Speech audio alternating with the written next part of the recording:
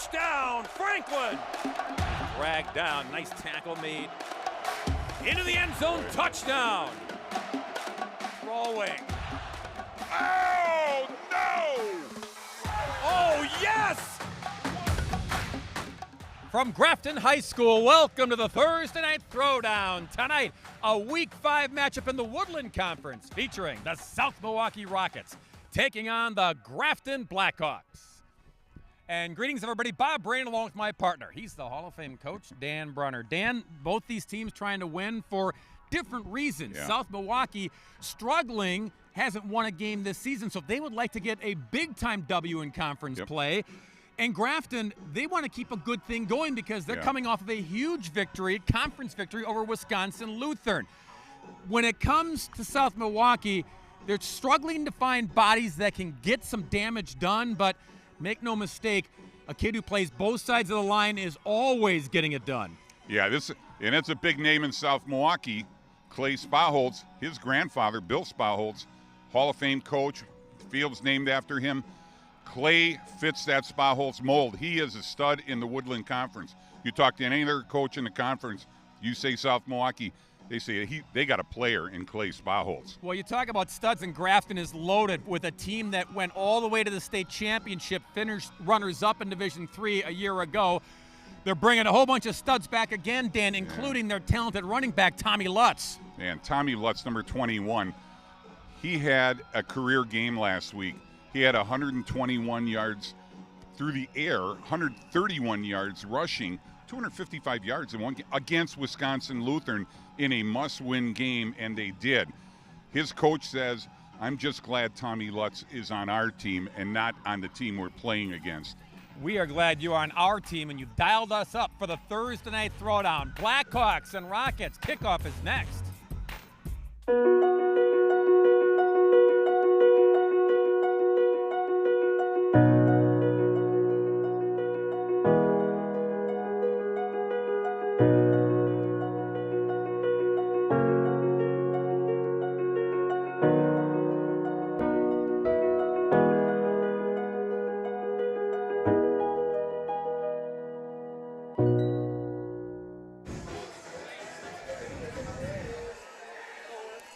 On a beautiful night for kickoff, this kickoff is brought to you by the Grafton Gridiron Club. To learn more or to become a member, visit grafton-football.com.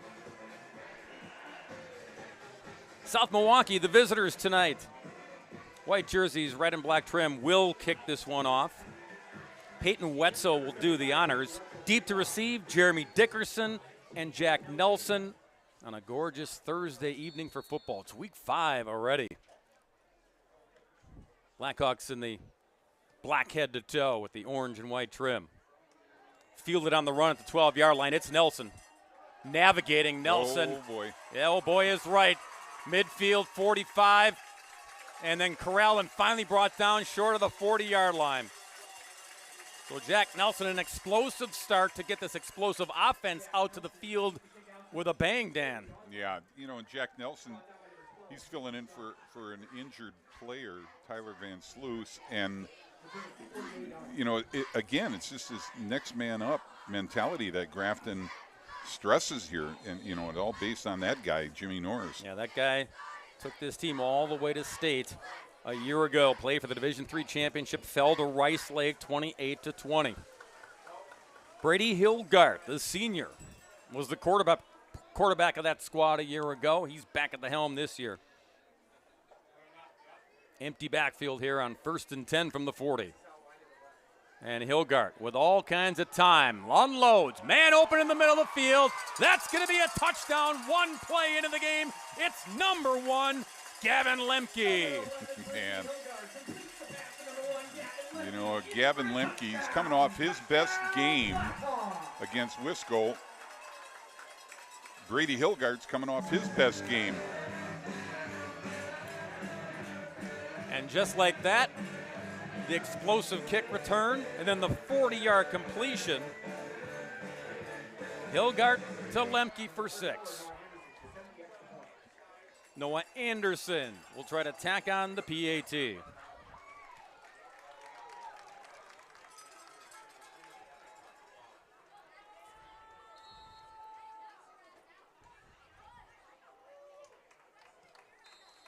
And he does. 17 seconds have elapsed, and Grafton leads at 7-0, Dan. Yeah, unbelievable.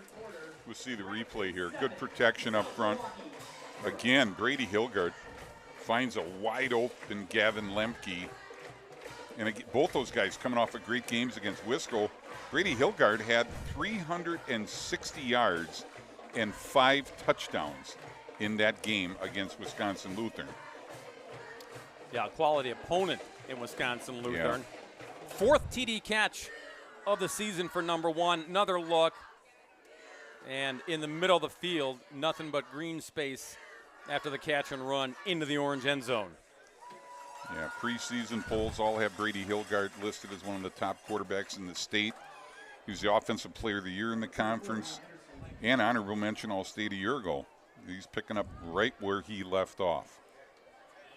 Asante Morehouse and Shondell Williams are the deep men for the Rockets, as Anderson will boot it to them. And again, this kickoff brought to you by the Grafton Gridiron Club. They support Blackhawks from youth football to varsity and beyond. Good kick, and it'll go in and out of the end zone for the touchback. All right, Pete Dufek, 5th-year head coach at South Milwaukee. His team is banged up as well. They are down to their 4th-string running back, Dan. Yeah. And that's going to make trying to establish a running game in this offense against this defense even more difficult as Pete looks on. Yeah, and Pete, you know, he knows what he's up against. This is a seasoned, veteran Grafton Blackhawk squad. Bryce Plennis is the quarterback. He's a sophomore, but a good athlete, a 3-sport athlete. Little screen and a little catch and go action there. That's Asante Morehouse. And because of that, because of the lack of depth and because you're that deep in the running back room, Dan, you may see a lot more of this tonight. Yes. Just try to, the little dink and dunk, just try to get that air game established. They call this offense an air raid. It's a pro set under the offensive coordinator, Evan Walsh. 2nd and 5 for the Rockets. Yeah. Caught him jumping, so. John Dahl is our referee. And they got the Hawks prematurely. That'll give them a free first down for South Milwaukee. Yeah, and if you're South Milwaukee, I mean, you got to be realistic coming into this game, and you're just you want to get better and do the things that you're capable of doing. We just saw that. They're going to try and make Grafton be honest. Shondell Williams, he's at the bottom of your screen there, number 6. Terrific athlete. They want to try to get him the football when they can. Delayed draw and nothing doing there.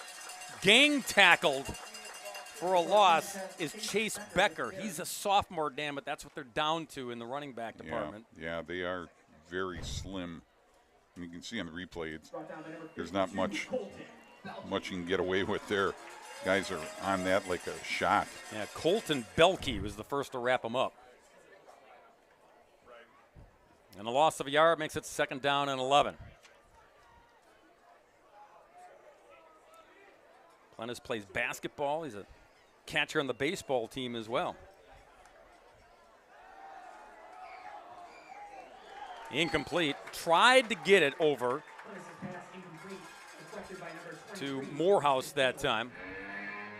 Morehouse tried to reach back for it, but it was short on the toss. So 3rd and long.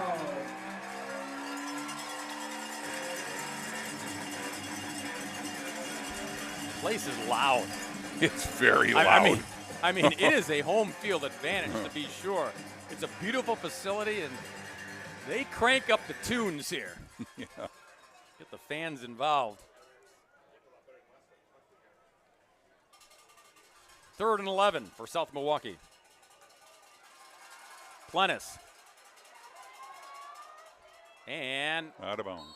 Yep. Williams went up to get it. I mean, he almost made a phenomenal catch if he could have toe-tapped it in play. Yeah, I mean, he is a phenomenal athlete being recruited by North Dakota State, South Dakota, and you can see Bryce Plenitz did a nice job on the run, and Shondell Williams went up and got it, but happened to be OB. Yep. Got a punt. Sean Otis will do the honors for the Rockets. That's Dickerson deep, standing at his own 40-yard line.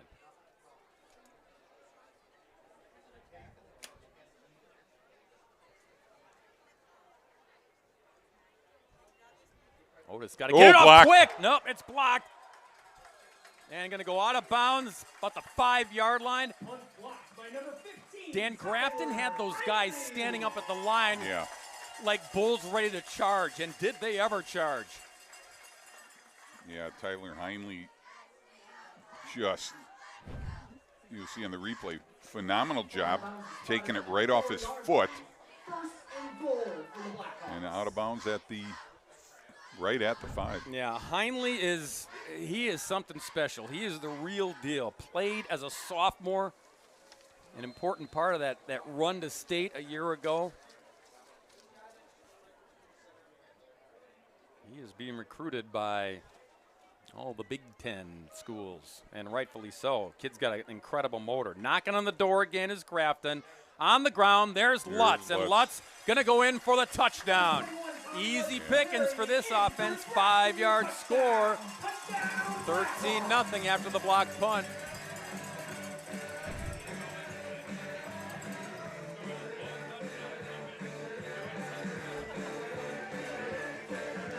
Well, that's one thing, Dan, but the common thread that set up these two easy scores for Grafton, the special teams, the big kick return and the block punt. Yeah. You're giving Grafton a short field each time. Absolutely. So when the drum majors start coming, Noah Anderson again. I would say wait to this until everyone else moves. And the kick is good. It's 14-0 here. Lutz taking it in for his 10th rushing touchdown of the season. Dan, in the state game, if you remember in Madison, Lutz had 147 yards on the ground. Scored 2 touchdowns. Still fell to Rice Lake, but Lutz's effort in that game was phenomenal. Yeah, he's just a great threat every time he touches the ball. Let's send it down to their third member of the broadcast squad. That's John Pearson. Well, we kind of knew that Grafton would get out to a great start tonight, guys, but we also know that Tommy Lutz, number 21, anytime he does anything, there's going to be a really good picture of it because his mom, Courtney, is the team photographer for VIP Sports Photography. So do any other players get pictures taken of them as the night goes on? I focus on all of them. I don't take very many of Tommy. I leave that to Tim. Well, that's good. But are you able to concentrate when you see him break one? Got to take the picture, got to take the picture, got to take the picture? Absolutely not. It's all blurry and out of focus. I didn't even get that touchdown. You know they're paying you, right? Oh, sure. Okay. Yes. Yeah. Okay. Luckily, there's about 15 or 20 other touchdowns of Tommy that she's gotten this year already, probably. Oh, very good, yeah. Proud mama down there on the sidelines, to be sure. It's got to be difficult. Dan, you coached your son, Brian. Yeah. That's tough enough. Yeah. But, I mean, mom's down there snapping pictures of everybody trying to do her job and root for her kid. Yeah. Like, Oh, man. got to wear a lot of hats. All right, South Milwaukee offense back out there trying to get something established here.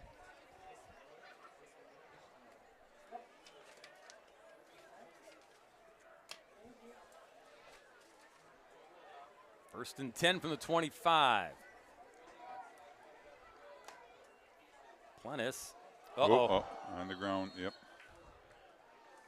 Tried to hand it off to Aiden Molina, who was in the backfield, and it looked like Molina wasn't ready for it. And again, this has been the shuffle for the Rockets in the backfield. I mean, you keep saying next man up, next man. They're running out of next men to be up. No next man. Like Coach Dufek said, he gets a phone call this morning. Player's sick. Coach, I'm not going to be at the game. You know, now what do you do? Next man up. Loss of the play of 7, so it's 2nd and 17. Tried again to Molina and escapes a couple tacklers, and then down he goes. Brought down by Miles Muhlenberg. Yeah, Miles was a great player last year. Currently, you'll see right here, good pursuit. He's already got 12 tackles going into this game. Now, to give you an idea, Dan, on the thinness of the backfield, Aiden Molina, you'll see him play linebacker, but he's also listed as a wide receiver. So it's not just next man up, it's next position up. Right. Still a long way to go here. 3rd and 15 for the Rockets. Plennis in trouble. Running for his life here. Good escapability. Woo. And then Smith Kaler came in and nearly decapitated Plennis. Yeah. Oh, something they cannot afford. Nope. Finley Pearson, and that's their center. Yep. Yeah, great job at number 3 to do all this. Yeah, great job until he meets number 23, Jaden Smith-Kaler. And Plennis saw that freight train coming and got down in a hurry, but as Dan mentioned, Finley Pearson also down there, 2-sport athlete center.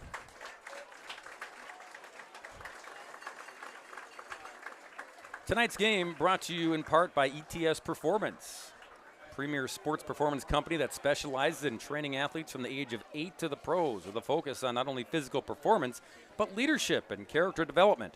ETS has served more than 50,000 youth athletes, 2,500 college athletes, and more than 250 professional athletes across 8 states. That's ETS Performance. Commit, overcome, and conquer. Otis back to punt for South Milwaukee again.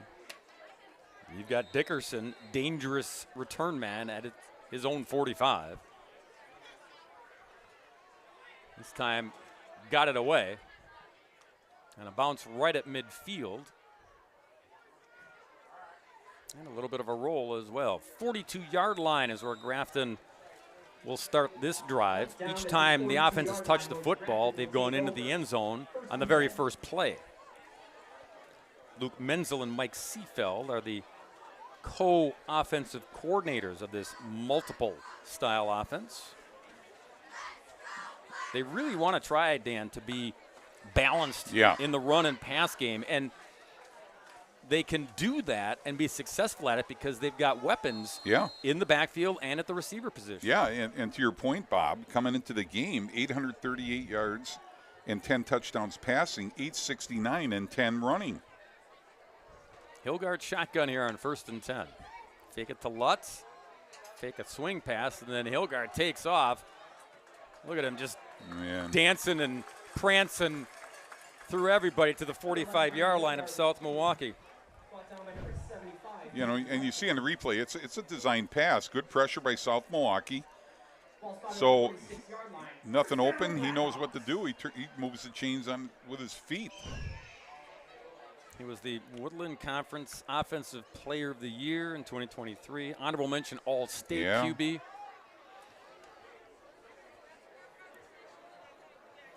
Wants to be even better in his senior campaign. 1st and 10 at the 46 of the Rockets.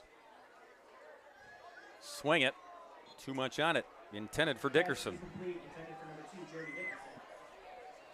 Yeah, well-timed pass, just a little too high. It'll be 2nd and 10. Hilgard's, I don't know if you noticed, Dan, on his behind, he's got a little towel to wipe the moisture. It's got a little motion W, a little red motion W on there. Is that a little teaser? Oh, I don't know. Yeah, it might be. Yeah. See? Yeah, I see that. Brady, anything you want to tell us? 2nd and 10. Hand it off to Lutz. There he goes. Tommy Lutz banging his way to another 1st down at the 36-yard line. Yeah, you know, coach, and we'll see right here. Coach Norris calls Tommy Lutz their dog, you know, in a positive way. I mean, very physical, very reliable, and he just says, you know, I'm just so glad that he's on our side and not playing against him. He's just one of those punishing runners, Dan, that Yeah. you're worn out when you try to tackle this kid. Yeah. 1st and 10 at the 36. Go back to Lutz, opening on the left. Oh, a nice tackle out in the open field. That was Shondell Williams. Williams, we talked about how good of an athlete he is. Yeah. It's on both sides of the ball, Dan. Right. He makes plays defensively as well. Yeah, he did a nice job. And like you said, Bob, two-way guy, solid player. Only a junior. That could have been another big gainer for Lutz. Instead, it was just 4, 2nd and 6. Hilgart rolls. Oh, throwback. Catch and carry, and then banging down inside the 20-yard line. Yeah. That's Ian Cornelius, the big tight end. Yeah. Another guy, you know, they keep talking. You know, you could say he's a stud. It's like everybody on his team is. Look at Cornelius out in the open, and he's going to lower the boom. Catch down to the 10-yard line. Good for Grafton. You know, they say he's flying under the radar. And, you know, he's got the physical size, 6'4", 210, only a junior. Looks the part, doesn't he? Yeah, he does. Hilgart, spinorama, and then throw to the corner, incomplete. And a lot of rockets in there running interference. It was intended for Lemke. It'll be 2nd and goal. Yeah, if you're South Milwaukee defensive coordinator Mike Greinke, I mean, I just can't imagine, you know, his game planning against his Grafton offense. There are just so many weapons. The Blackhawks are going to be – they're going to be a tough opponent in the postseason again. I mean, had the run all the way. They got another opportunity to go deep in 2024. There's Lutz. Oh, man. And there's Lutz again. Touchdown, Tommy Lutz. Zigzagging in from 10 yards out.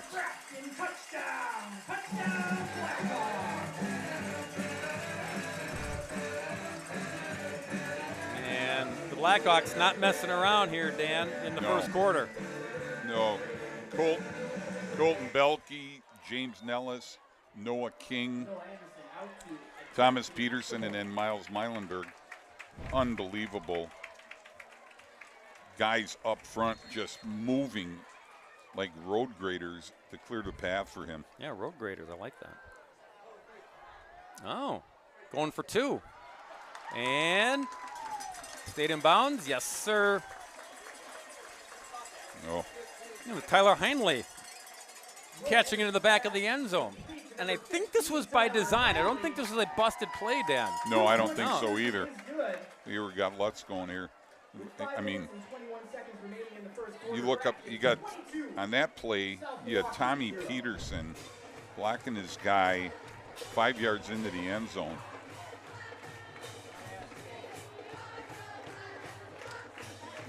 Yeah, and then that extra point was Tyler Heinley, their Big Ten inside linebacker. What doesn't he do, right? I know. You know, again, physical, fast. Shows that he's not just a defensive player. Remember last year, Dan, we'll take a look at that Here it is, two-pointer. Yeah, it's Anderson, Noah Anderson. Yeah. Not a pretty ball, but no, still got the job done. Last year, Dan, we did the game against Wisco with Grafton, and Heinley's brother was on the team. And, and those two talked about the competitive nature just between brothers and how it fired each other up to go out there and then inflict that same momentum on the opponents. Yeah, unbelievable. And, you know, and the scary thing with Tyler Heinley, he's only a junior. Yeah. This is Morehouse. Nice return. And Morehouse still on his feet. Whoa. How in the world? Oh, they blew him down. Oh, they blew the whistle. Great effort by that young man. Asante Morehouse. That would have been something. Yeah, let's see where he goes down. If he does go down. He picks guys up front doing a nice job, create a little alley for him.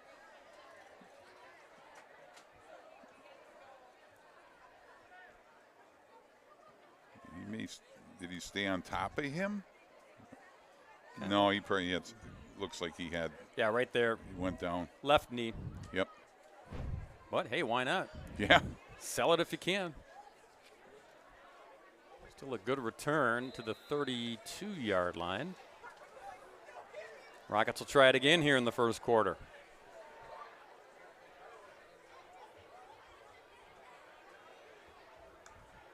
Plennis. Knocked away.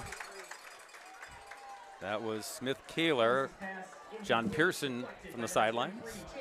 Well, guys, it is 3 is a magic number tonight, as 3 touchdowns already on the board for Grafton. And, well, 3 coaches on this staff are national champions. Yes, indeed. Head coach Jim Norris, offensive coordinator Luke Menzel, and then Mike Seefeld, all a part of the UW Whitewater Championships up back in the early 2010s. 3 national championships together. And also, Grafton is ranked number 3 in the state, and UW Whitewater currently ranked number 3 in the country. So 3 is a magic number. And I'm standing next to a Whitewater alum up here. Yeah, I was in the booth. Fortunate enough to be on that staff for a couple of those years. Yeah, you had all these guys underneath your watch. Yeah. Yeah, I saw Jimmy Norris in practice every day. Well, and Jim's from his playing days at Whitewater.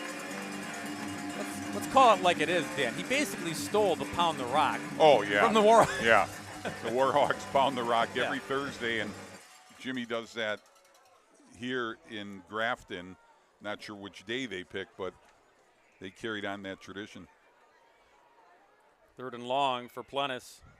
Low snap, reels it in. Unloads downfield, and it's caught. He caught it. That's Williams. Yeah. Shondell. Yeah, Shondell Williams. And I'll tell you, Bob, I am so impressed with Bryce Plennis. I mean, he's throwing this off his back foot. Perfect pass, put it right on him. He was well covered. Yeah, Williams, as Dan said, real deal. Only a junior, already getting plenty of collegiate looks. You can see why. Yeah. You can throw it in his neighborhood. He might go up and give you a chance. Yeah, great hands. Into Grafton territory. 1st and 10 at the 37 is South Milwaukee. Whistles, markers. And Rocket's going to be flagged for leaving early. Illegal procedure, South Milwaukee. Yeah, we heard a couple stories about pounding the rock here with that back in 2020 when it was, COVID land. Yeah. And somebody went to it was a family farm. So it wasn't, thievery, but they went and got an actual rock and then delivered it to Grafton. And players go and pound the rock when they do something special in practice. So. Jim Norris liked it at Whitewater. It worked for him. Oh, boy. Williams makes the catch and then gets blasted. I mean, everyone's coming up the middle, and then you had coverage by Smith Kaler on the outside, too. Yeah. Brought down immediately by number 23, Jaden Smith Kaler. Absolutely perfect timing on the player that they shot into the backfield. You'll see it right here. Plennis is lucky to get it off, but, Williams is going to catch it anytime it's anywhere near him. But good defense by Grafton. Smith Kaler, only a junior. He's filling in for an injured player, but, man, is he leaving his mark already. Mm-hmm.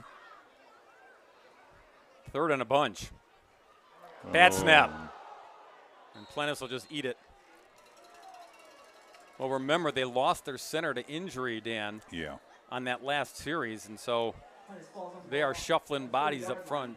Yeah, and again, a position they could least afford to lose is that center.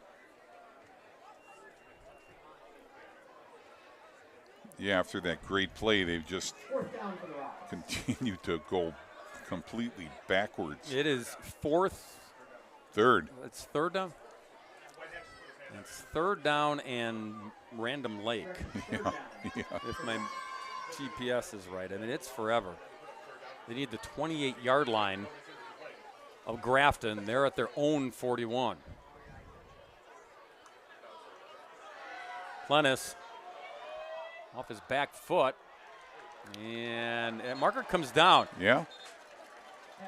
You had Williams shielded, but you had all the hands waving in front.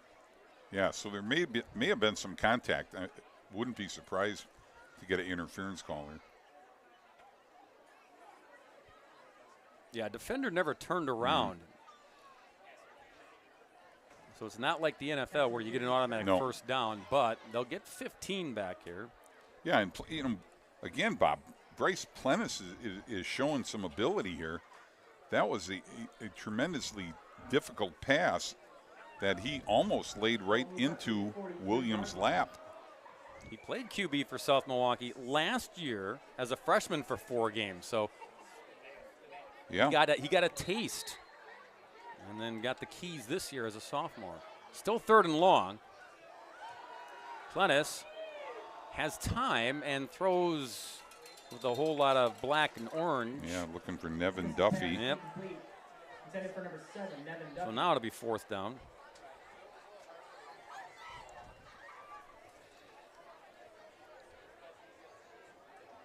And we'll see if Sean Otis comes out again to boot this football. Yeah, the Rocket offense is, again, it's a work in progress.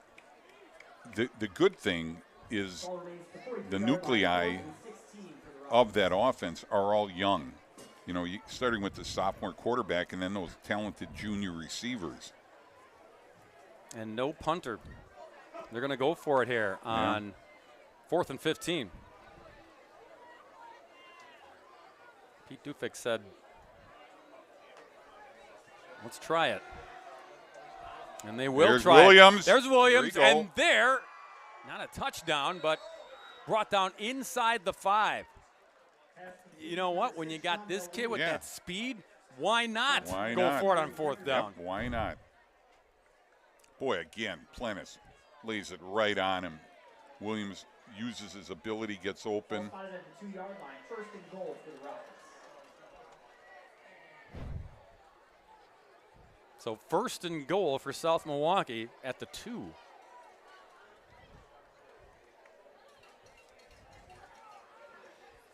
Trying to put some points on the board here on the road.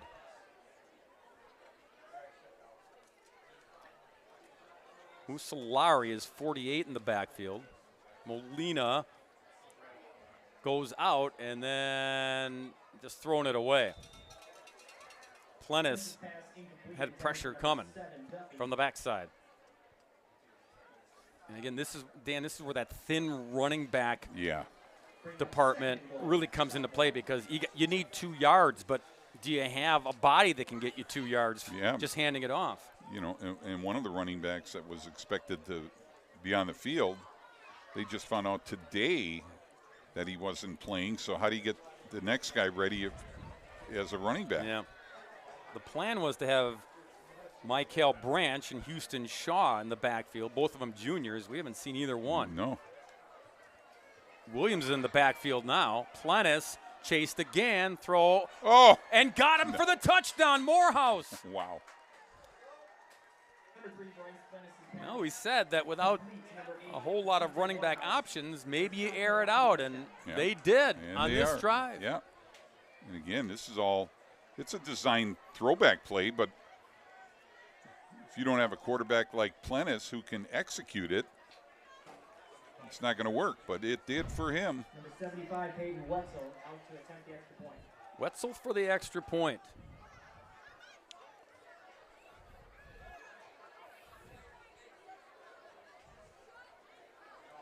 Getting the proper personnel out there.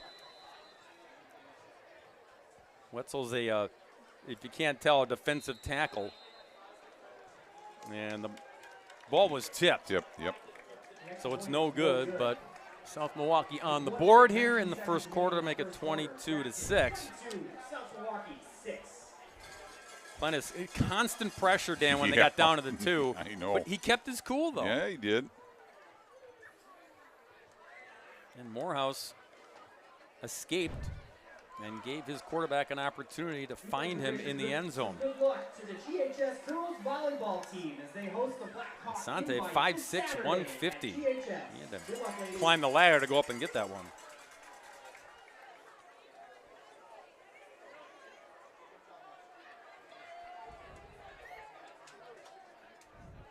It's another kickoff here in Grafton. Home with the Gridiron Club. Number 9, Jack Nelson, and number 2, Jeremy Dickerson. back Nelson to and the kick. Dickerson will be deep once again. Number 75, Peyton Wetzel. Yeah, Wetzel Dan teed it up, defensive tackle. He I also know. plays basketball. Yeah. He came and he volunteered to kick. They said, we need a kicker. And Peyton said, I can kick, coach. And so he won that job, too. Yeah. Needs to get a better tee. That's all. There it is.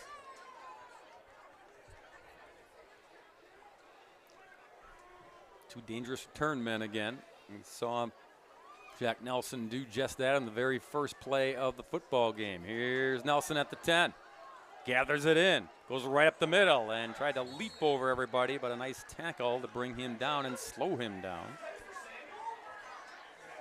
Yeah, Tyrus Hall. Nice tackle.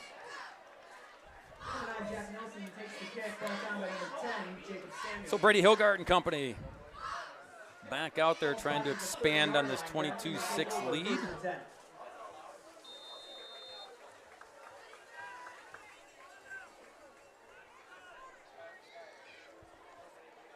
Jim Norris. We were recounting the state championship, the D3 state championship last November. As Lutz, big burst up the gut, all the way out to the 45-yard line.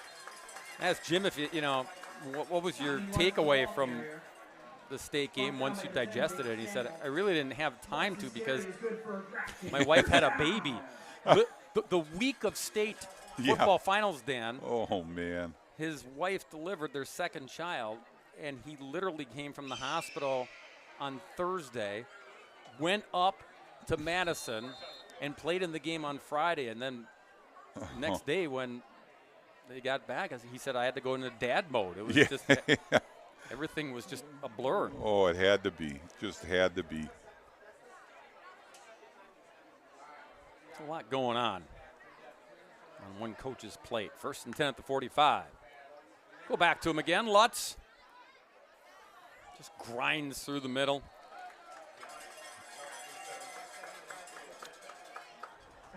It's a great combination, Dan, of a line that knows how to create these openings and then a kid that has great vision and power with the football. Yeah, I mean, their offense is really, really good. And, you know, they use their personnel so well. They pull Ian Cornelius, their big tight end, around. He ends up being a lead blocker coming up the hole. Gain of 8 for Lutz, 2nd down and 2. Hilgart, a little play action, and can't hook up with Cornelius. Big tight end tried to skid and make the catch.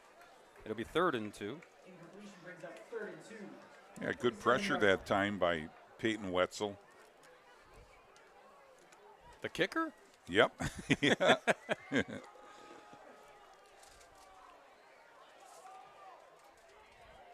47-yard line. Be a big stop if South Milwaukee can force 4th down here.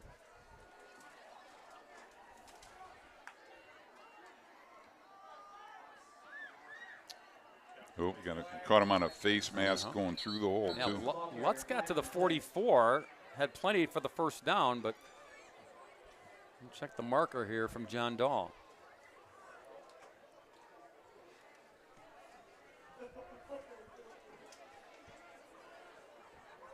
That was the final play of the quarter, but we'll check the penalty first.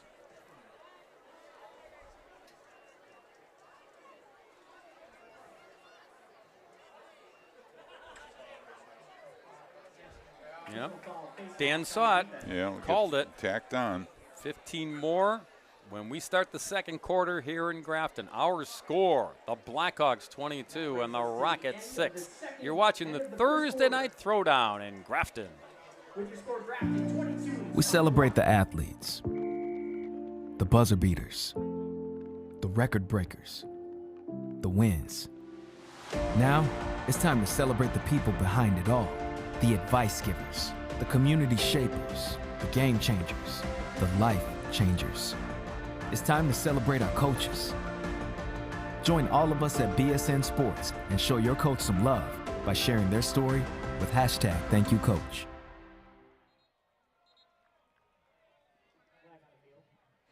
The guys are ready to go, but markers flew again. Let's send it down to John Pearson before we get the second quarter going. All right, one thing we love about this is working with some great sponsors and making sure they get plenty of mileage out of their sponsorships.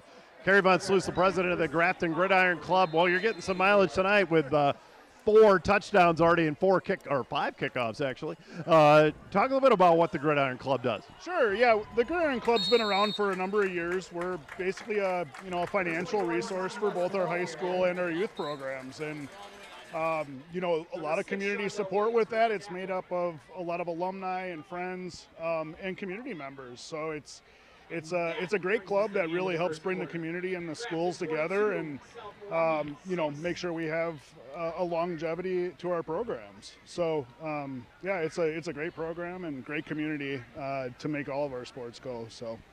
Now, there's a lot of towns that have a lot of support, which means that it's live or die. How important is it that you all support them when they're younger, but make sure they have a love for the game and a love for the team and all that, as opposed to you better win, guys? Yeah, in our youth programs, we go all the way down to first grade for our flag programs, and by sixth grade or fifth grade, actually, they're in tackle. We stress an importance of delivering a number of kids each year to the high school. And if kids don't have a good experience in the youth programs, they're not going to come to the high school. So, it's really important for us at the youth program as well to make sure the kids stay interested and really advance to being able to play on the varsity level up here on Friday nights. So Thursday nights this week, but Friday nights. So. And obviously, you wish there was a certain player out there with your son being injured. But to talk a little bit about as you try and grow the program and make sure what is the message and also how do people get involved? Yeah, so our message really is, we want people that are, they're passionate about helping youth sports, football in particular. You may be a parent or an alumni, but at the end of the day, we have, our role in the whole thing is to help financially support both programs. So it's a big deal, but yeah, it's a good group of people we have going.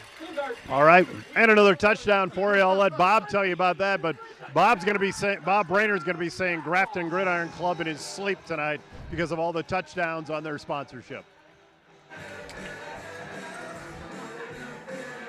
Yeah, don't sleep on this offense. Lemke again, his second score on a perfect toss.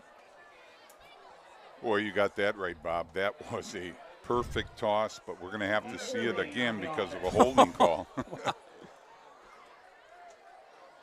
So all that, and never mind.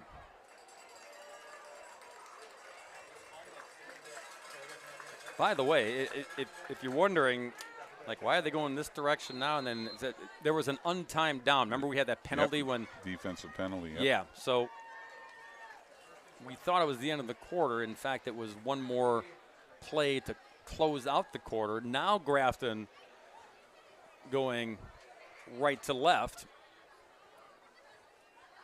And back at the 29-yard line, it's Hilgart. Down the sidelines and just out of the reach of Cornelius. But you got to like Brady Hilgart keeping plays alive, yeah, Dan. Yes. He is really a seasoned, experienced quarterback. I mean, he's got the true field general characteristic to him. He knows exactly where everybody's going to be. There's never any panic in him. And he, extends plays with his legs, and he knows how to deliver a perfect pass. They need the 9-yard line to pick up the first down. Second down and 21. Give it a Lutz to try to get some of it. Maybe all of it. And maybe get in the end zone. Nope. Drag down to 4. First and goal, Blackhawks. And that's why having Tommy Lutz, you have no problem handing it off, even though it's second and forever. No, you know, look at Nellis and Peterson up front. Just, you know, they just are relentless. Saw Lutz pound the turf when he was finally brought down by Williams. He wanted to score. Yeah. Looking for his third score of the night. Still may get it here. Line up in the backfield. First and goal, Blackhawks. Oh, little toss. And it's Dickerson going to walk to the corner for the touchdown. But hold it. I learned my lesson here. Hold on. Flag on the play.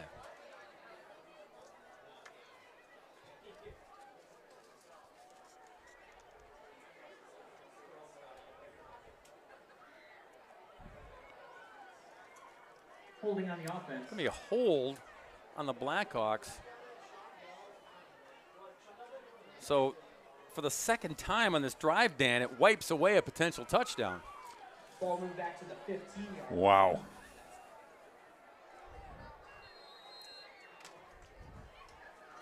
So take that 6 off the board, put it back at the 15-yard line.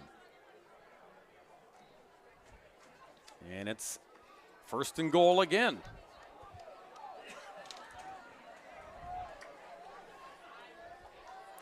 Still got Lutz flanked in the backfield as Hilgart checks the cheat sheet.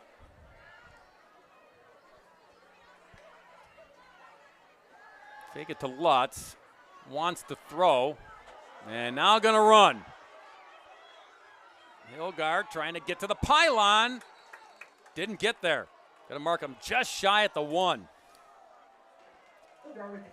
Great individual effort to get there. Again, you will see right here at the end, little stiff arm. Second and goal for the Blackhawks. Probably had it marked correctly. Yeah. Foot was on the line as he reached. I don't want replay in high school football. No. Not yet, Dan. I don't want that NFL kickoff either. Okay, yeah.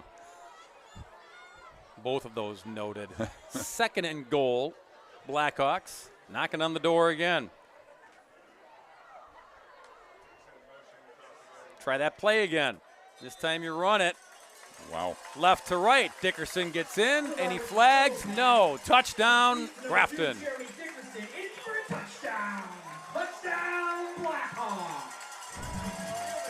So, third time is a charm, Dan, to get Yep. into the end zone with no penalties. Yep. Guys up front again doing a nice job. This time you had number 63, Jackson Wojcik in. He rotates in with Colton Belkey to give him a little break for the two-way guys. And the extra point is good. Traditional PAT makes it 29-6. With 10 minutes and 45 seconds remaining in the first half. Jeremy Dickerson Jr. Yeah, this is the same play. Ran it from right to left. This time left to right. Same result, but this time it counts.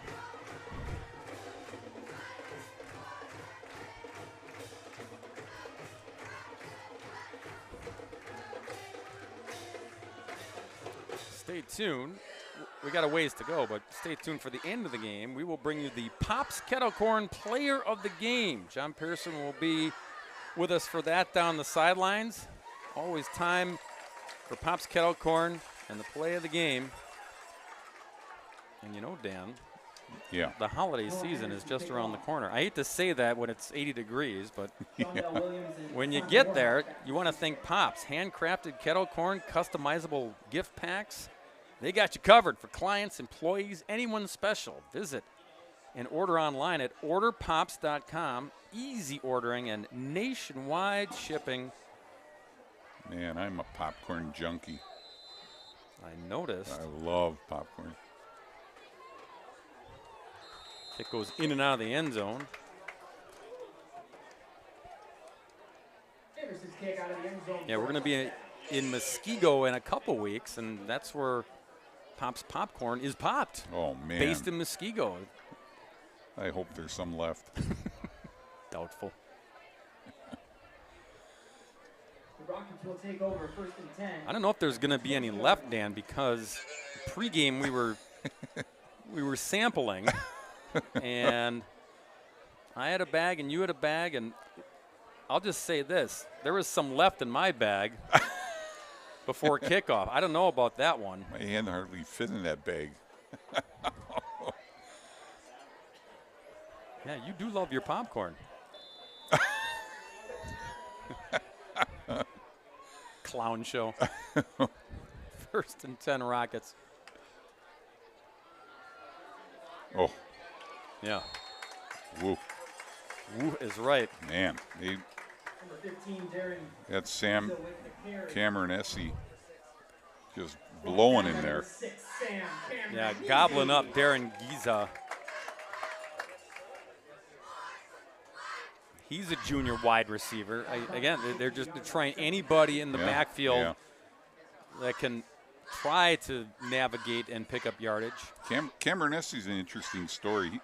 Coach said he stood out so much in camp that he forced them to find a position for him because he just did so well. On this team. On Grafton, yeah. Plennis. Oh, safety. Oh, it's Ball's gonna be a out. touchdown. It's going to be a defensive touchdown. Whoa. Touchdown Grafton. Pressure from everywhere and recovered in the end zone for 6 by Smith Kaler. Wow, they just shot into that backfield. Good for Grafton. Touchdown. Again, Bryce Plennis, he just had no chance. That's got to be Tyler Heinley. Tyler Heinley just blew through there. Looked like it was going to be a safety, but then it ends up a touchdown. You saw Plennis when he was wrapped up, Dan. He's trying to just get rid of the football. Yeah. And should have just ate the football at that point. But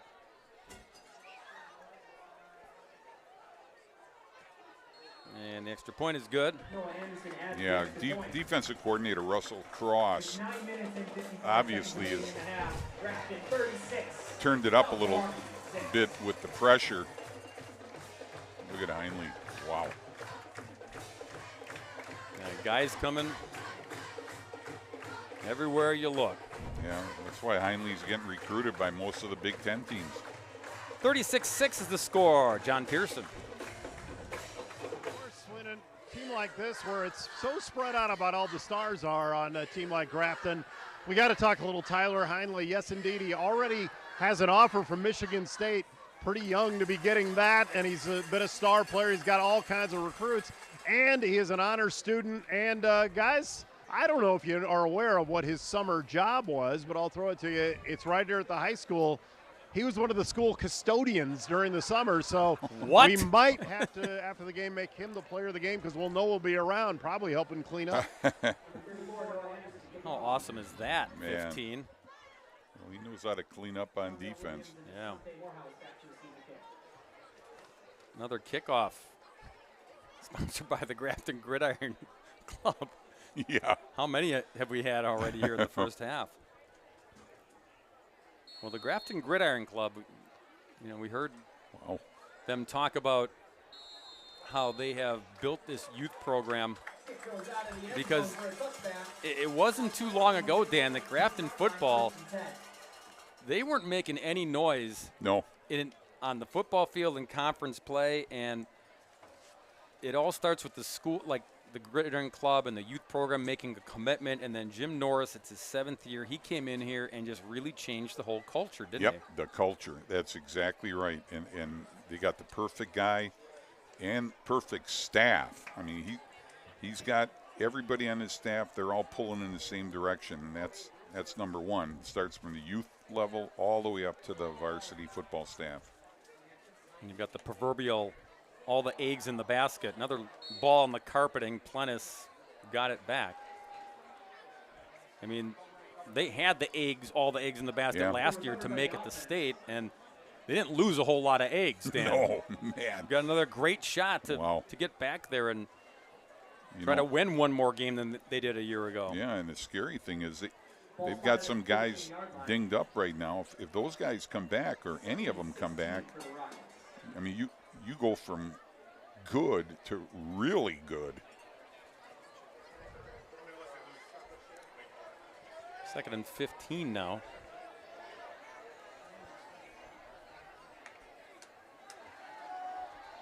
Lennis. Morehouse. Wow, Jack Nelson. Yep. You can tell me that he doesn't look like a regular starter? He's filling in. He's just lurking in the weeds, waiting. Look at him close.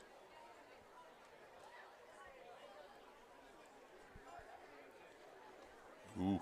They just said incomplete. Yeah. Morehouse never completed the catch. So now to be 3rd and 15. Penalty decline. Pass was complete to number 8, Asante Morehouse. Brought down by number 9, Jack Nelson. So 3rd and a bunch. This is a recording for South Milwaukee.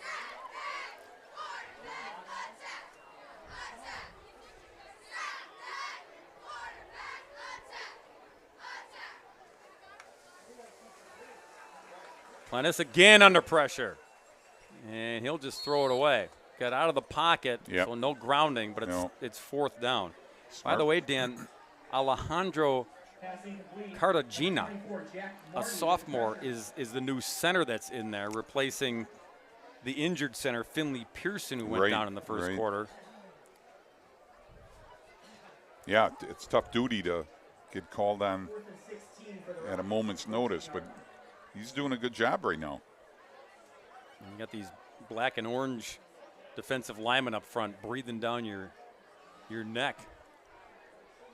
Otis will kick it for the Rockets. Dickerson will field it. He's at the 45-yard line.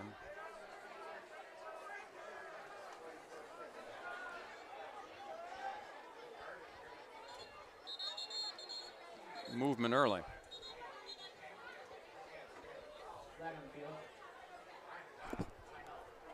Timeout. Got timeout before the penalty flag. South Milwaukee burning the TO here. Ladies and gentlemen. South Milwaukee comes in with a record of 0-4. We talked about it in the open. They're looking to just get some traction and do some good things here. Lost last week at Whitnall, Dan, 49-8. And they get Greendale next week. Yeah, I was just going to say that. You know, Greendale is a much improved program from a year ago.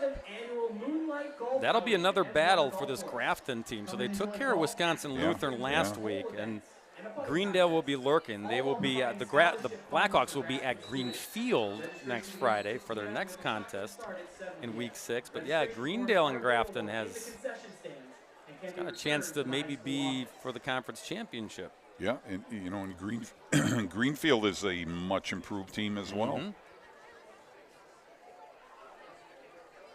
Everyone in the Woodland, though, chasing these Blackhawks. Otis, high snap, reeled it in, got the kick away. Dickerson's got it at the 40. 35-30. And motors down the sidelines. Good return by Jeremy Dickerson. Otis's kick fielded by number 2, Jeremy Dickerson. And another opportunity here, starting off in South Milwaukee territory, already up by a 30-burger. By number 11, Lucas Krajewski.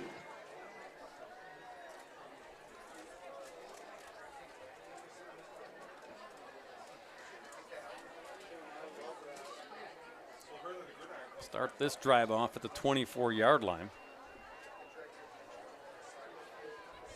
Yeah, it's tough when, you know, you got Clay Spowles in the middle there, but in football, you know, one really outstanding player in a group of 11 you can avoid him.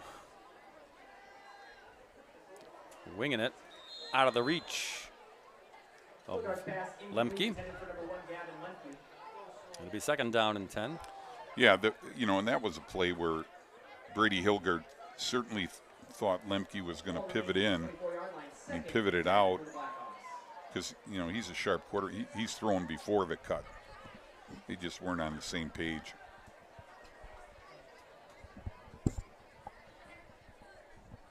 Even Hilgard there, Dan, just when he's looking in for the plays to come in from the sideline, it's just, kind of ho-hum with him. He just digests everything and then calmly goes and executes it. Yeah, you see, he's looking, make sure everybody's where they should be. They're bunched in tight here. Play action. Look at that. That's Cornelius, and that's a touchdown. Wow.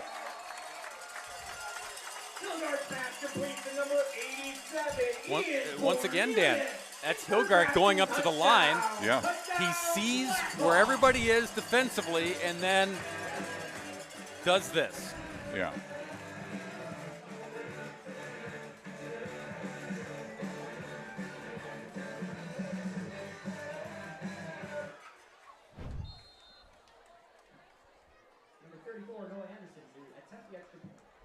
Another PAT try. Wow. Blasts it into the pine trees. It is up and good. Makes it 43-6. Another look. Again, yeah. Great protection. Good pass blocking scheme again, which you see puts it right on Cornelius. That's the interesting thing about how they do their play action passes. Jimmy Norris being an all-conference college lineman, he understands that better than most any other coach in the state. Mm-hmm. And you can see his players, they execute perfectly. Well, you were at Whitewater and you coach. Do you see some of the Warhawks? Oh, yeah. Offense out there in this Grafton team? Absolutely. Absolutely. Not a bad team to mimic, right? No. And I would say all young coaches tend to gravitate to their experience as a player. He may be even picking some things out that he did successfully as a high school player. Number 34, Noah Anderson, kick off. Another kick coming for Grafton.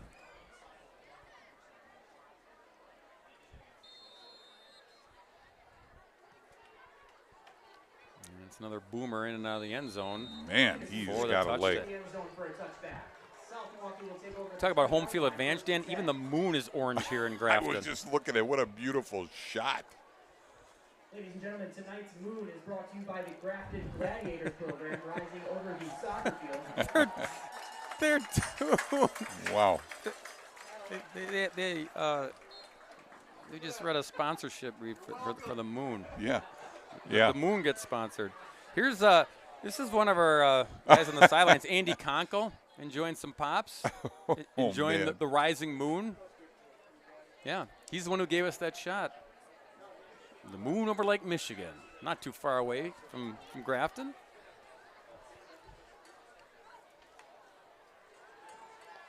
Little backfield toss.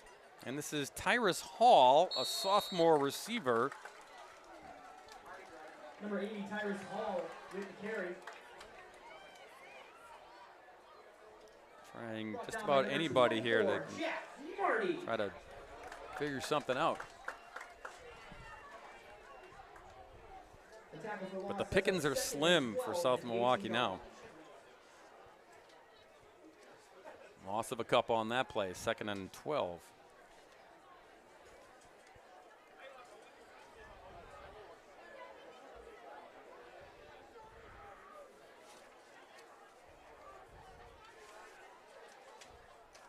Plenish shotgun. Launches and inbounds. Yes. Yes. Is that Moorhead? No, that's Williams. Had to wait until he got off the ground. That's Williams again. Should have known. Yeah. This is fantastic. Fantastic throw. Great catch. And he stays in bounds. Look at that. Yep. Drag the pebbles. Yeah.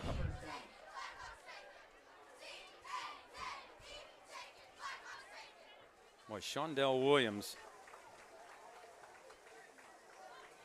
showing off all of his accessories tonight and picked up the first down as well on that catch.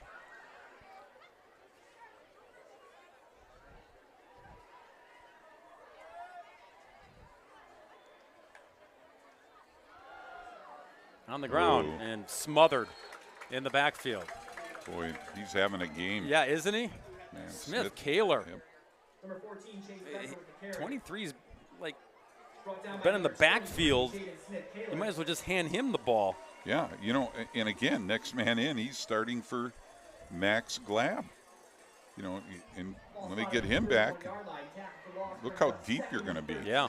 That's Chase Becker, by the way, who got swallowed up. Loss of 3, 2nd and 13.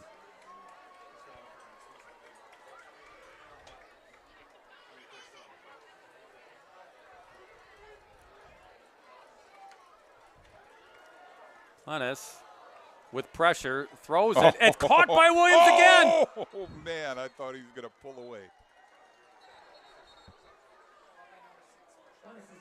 He was double covered, Yeah. and he just went up and wanted him. There's a flag near the sidelines. We'll check that out, but check this out. But look at this catch. He just wanted it more. Yeah, he did. Oh.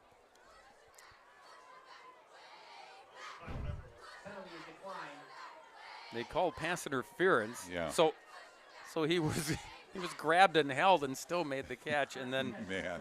almost escaped. Yeah. Talented receiver. He's long and lanky, as you can see. He's got great hands, says head coach Pete Dufek. They can high point the ball and just, as you've seen, just get in the vicinity. He'll go up and get it. It's going to be early movement on the Rockets. Yeah.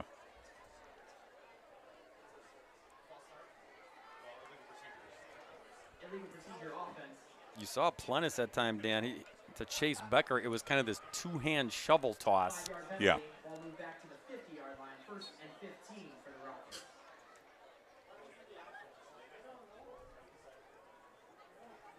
I think with the pressure coming, you don't have time to like really string No, plays no, out. No.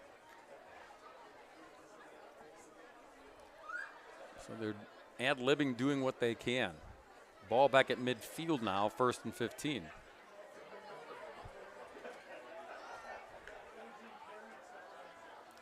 Plennis over the middle. Too high, intended for Duffy. Number 3, Bryce Plennis' pass incomplete, intended for number 7, Devin Duffy. Plennis helping up Jacob Dodd, who was bothering him in the backfield. It'll be 2nd and 15. Clock's running here, as you can see, with the 43-6 score. That running clock here in the 2nd quarter. Yeah, you're able to do that with mutual agreement, so I'm sure the coaches had talked about that.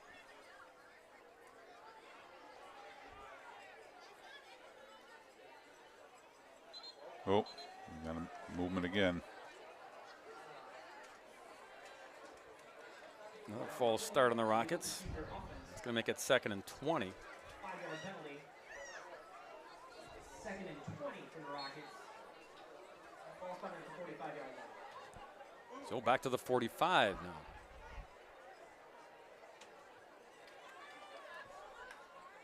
Oh, no. Oh, yes. And it's recovered by, guess who? Jaden Smith-Kaler. Wow, is he having a game? Yeah. Like I said, that he's been in the backfield all night long, literally all night long. And that's why you get fumble recoveries like Yeah, this. and, you know, again, if you were to ask anybody, is number 23 a regular starter? You'd say, of course. Well, he certainly appears to be. They're going to have to find a place for him. Yeah, they will. Offense going to take its time getting out there with halftime within view here, a minute and change. No real urgency to throw more points in the board if you're Grafton.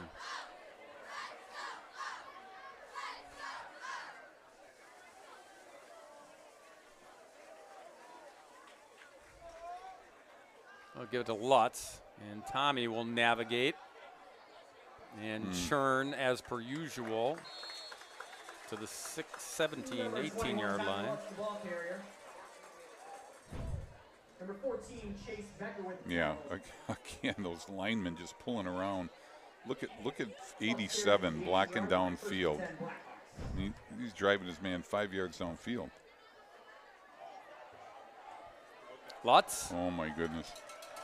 Another touchdown, his third. Number 21, Tommy Lutz in for the touchdown. Touchdown, Blackhawks. Third rushing touchdown of the night for Tommy Lutz.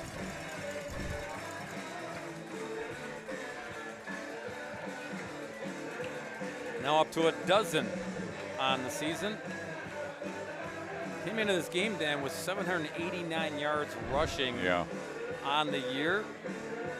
He very well might go over 1,000 for the season here. The way he's going. You know, Bob, when people are going to say, well, why are you putting another touchdown in? Well, here's the thing. This allows you to plan for the second half. You see Lutz breaking that tackle and then just taking charge and taking it all the way in the end zone. But by being a couple of scores above that 35-point margin, you ensure that you're going to have the running clock. And that's what you want, so you can empty your bench and not have to worry about running into that. If South Milwaukee scores a couple, now we're back to the normal timing. It's 50-6. Yeah. And not quite halftime yet.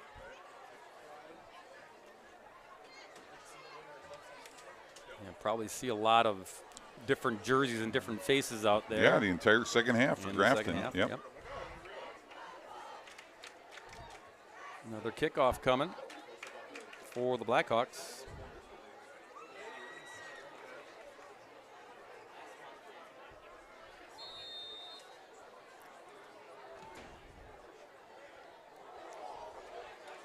Line drive, feel it on a hop at the 10-yard line.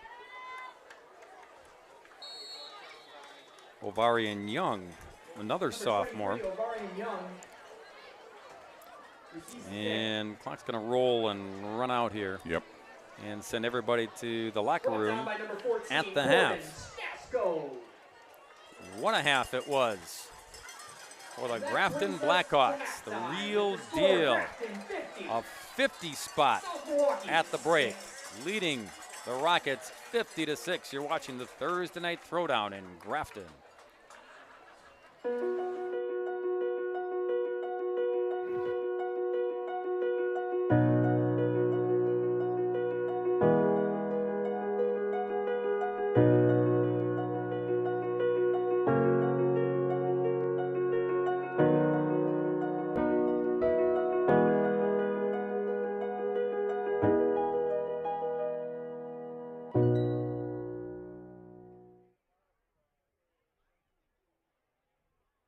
Welcome back to Thursday Night Throwdown. This is your halftime show, and we want to make sure you know more than what's going on the field in Grafton. We want to take you around the state, and the guy that takes us around the state every Friday night on 12 iHeart radio stations, Dan Pfeiffer, who is humble enough to call himself the co-host. But you know you're pulling those guys along as you get ready for tomorrow night, Dan, and actually some pretty good movement in the rankings this week. But let's take a look at what's going on this week, and huge matchup to start us off with Catholic Memorial taking on New Berlin West, but just kind of fill us on some of the things that are going on this weekend. Yeah, you mentioned it. There was some bouncing around in the rankings, and that's going to happen anytime you get a big game like Muskego and McGuanago last week. McGuanago getting the victory in that contest. So one team's going to go up, one team's going to go down. That's just how it works with those sorts of things. So in the Division I rankings, we are seeing some different numbers this week. But, yeah, let's talk about Catholic Memorial at New Berlin West, because Catholic Memorial hasn't lost a conference game since they were in the Classic 8 in 2019. The last time they lost a conference contest was to that Muskego team. They were the eventual back-to-back Division I state champions, were the Muskego Warriors that year. 56-14 was your final score in that one. So Catholic Memorial, since they've moved to the Parkland, has yet to lose a conference game. So now they're going up against the New Berlin West team that's ranked number 6 in Division III. Catholic Memorial comes in ranked number 2. Catholic Memorial thus far has rolled past easy competition in their past 3 games. They went up against Franklin in the opening game of the non-conference season and lost 34-24, but Franklin probably the best team in the area right now. New Berlin West is going to give them a challenge, though. They're 4-0. They've looked good the last couple of years. They lost running back Jack Wesolowski to graduation after last year, but they have a more dynamic attack this year with a double-threat quarterback in Sean Ryan. He ran for 2 scores and threw for another against Waukesha North, who gave New Berlin West a good challenge last week, but ended up falling to the Vikings 43-36. I think this is going to be a close game because I think at New Berlin West in particular, the Vikings are going to want to try and prove something against Catholic Memorial. Mentioned Muskego. They've got a big game this week as well, too. Kind of co-games of the week, if you will, in the Milwaukee area. They're at number 4 Arrowhead. You always get big games in the Classic 8. There's one every single week, but this one is right up there as well. Muskego coming off that hard-fought loss to McMonago, 34-24. They ran the ball well behind Jackson Nemiak, but they couldn't stop McGuanago's rush attack with Mason, Kelly, and Radabicki. They allowed 306 yards rushing in that contest to McGuanago. So they're going to try and bounce back this week, but they're going to have to do it at Taraska Field, Pfeiffer Memorial Stadium. Mentioned last week that Arrowhead's been a little tough to read thus far this year, but they have won 3 straight after winning at Pewaukee last week, 36-13. They're a very different-looking team than McGuanago. Vance Holtz, he'll connect with Harper Hughes early and often through the air. Running back Jacob Steiner has been good out of the backfield for them. No surprise if this is another slobber knocker. It seems like there's always good games in the Classic 8, and this is just going to be another one of those. And sometimes when you think you got it figured out based on history, for a couple of years it looked like Muskego absolutely had Arrowhead's number, but the kids from those teams are probably juniors and seniors in college at this point, so it is always coming back here.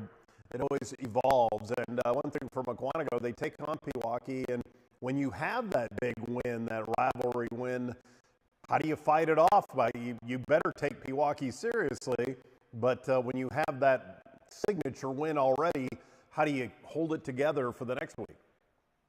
Great point, John. You don't usually think of Pewaukee, the alma mater of the Watt brothers, as a trap game, but it might be for McGuanago after last week's win over Muskego. It's a good question. Will they have a bit of a letdown, or was the tough late loss that McGuanago suffered to Arrowhead 2 weeks ago enough to make them take everyone seriously going forward? Pewaukee's 1-3. Their only win came against a high school from Missouri in kind of an odd arrangement of a game that came up because both schools didn't have a game that they could play against a local opponent. They've had the most difficult schedule of any team in southeastern Wisconsin thus far. It doesn't get any easier for the Pirates with McGuanago. A loss this week would make them 0-3 to start their run in the Classic 8. The remaining schedule includes Waukesha West, Menominee Falls in the Greater Metro Conference crossover game, Kettle Moraine, and a currently unbeaten and very good Oconomowoc team. I'll tell you what, Pewaukee, if they are able to win those 4 games, if they lose this week, they'd still be 4-3. You lose any one of those 4 games, and you end up on the bubble of the playoffs, and there's no guarantee with those 4 games. Those are not easy opponents. So, yeah, those are going to be this week is a big contest. Those are going to be tough contests going forward for Pewaukee. They're finding out real fast how tough the Classic 8 can be. Another good game in the Classic 8, too, Kettle Moraine at Waukesha West. You name teams that might also have playoff concerns. Kettle Moraine was D2 state champion 2 years ago. They fell to the eventual D2 state champions Badger in Level 3 last year. But they're a program that's 1-1 right now in the Classic 8. And again, the Classic 8 is so good up and down that even as a team that's won a state championship as recently as 2 years ago, they might be looking at being on the bubble playoff-wise, especially if they run into a team like Pewaukee and they fall. Turnaround for that program started really on opening night 2018 when they won at a Waukesha West team that was very good throughout the 2010s. However, Waukesha West hasn't gotten any further than Level 2 the last 5 years. They're now sporting a little bit more of a passing offense behind Jamison Larson, who threw a 92-yard touchdown pass in the opening week against Hartford. But they lost that game. They, too, are 1-1 in the Classic 8. These are both teams that, again, you don't want to fall to 1-2 when you've got as tough of a Classic 8 schedule as you've got in front of you, as both of those teams do. So, yeah, that's a big game as well. And then let's move over to the Greater Metro, too. You've got Germantown and Brookfield East. Germantown off to a great start, but they are 1-1 after running into a freight train that is Marquette, the defending Division I state champions last week.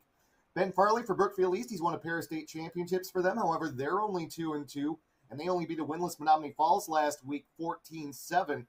They have to, also stay up for that game. They've got their big rivalry showdown against Brookfield Central coming up next week, so they have to stay healthy and avoid being distracted by what's down the line as they take on this good Germantown team. Yeah, some good rivalries. As the year goes on, there's always great rivalry games. One, basically kids that literally grew up just down the street from each other, Franklin and Oak Creek. We had that game last year thinking it was going to be this tight, close matchup, but Franklin really took it to them and absolutely dominated that one here. And again, a lot of those kids aren't there anymore, but you know that they hear about it when they are heading out on the town and they bump into each other.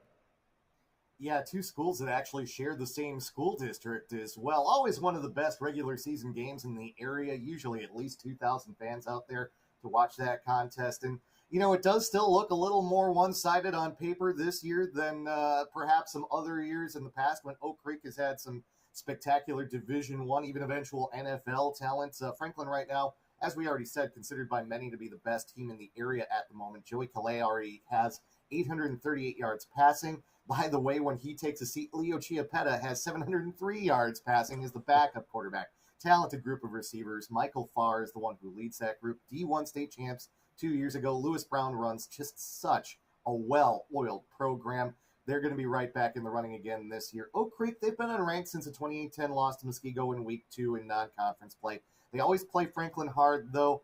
Nathan Shop, he's run for 382 yards on the season thus far. They're going to try and give him a game. They always do, and that's one of those throw the record books out games when you get those two teams together. But right now, Franklin looking like the better team on paper. Let's see if that's bulletin board material for Oak Creek if they see this halftime interview between now and when the game happens tomorrow.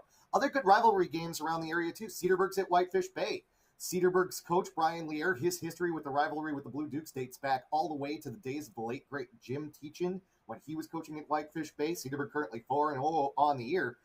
They're number 7 in Division II, according to WisSports.net right now. They finished with a tough road at Homestead and Hartford before hosting Slinger, so they're trying to get as many wins as they can in the early part of their North Shore Conference season. Whitefish Bay's only loss was 48-10 last week to a Homestead team that looks like most people vastly underestimated coming into this season.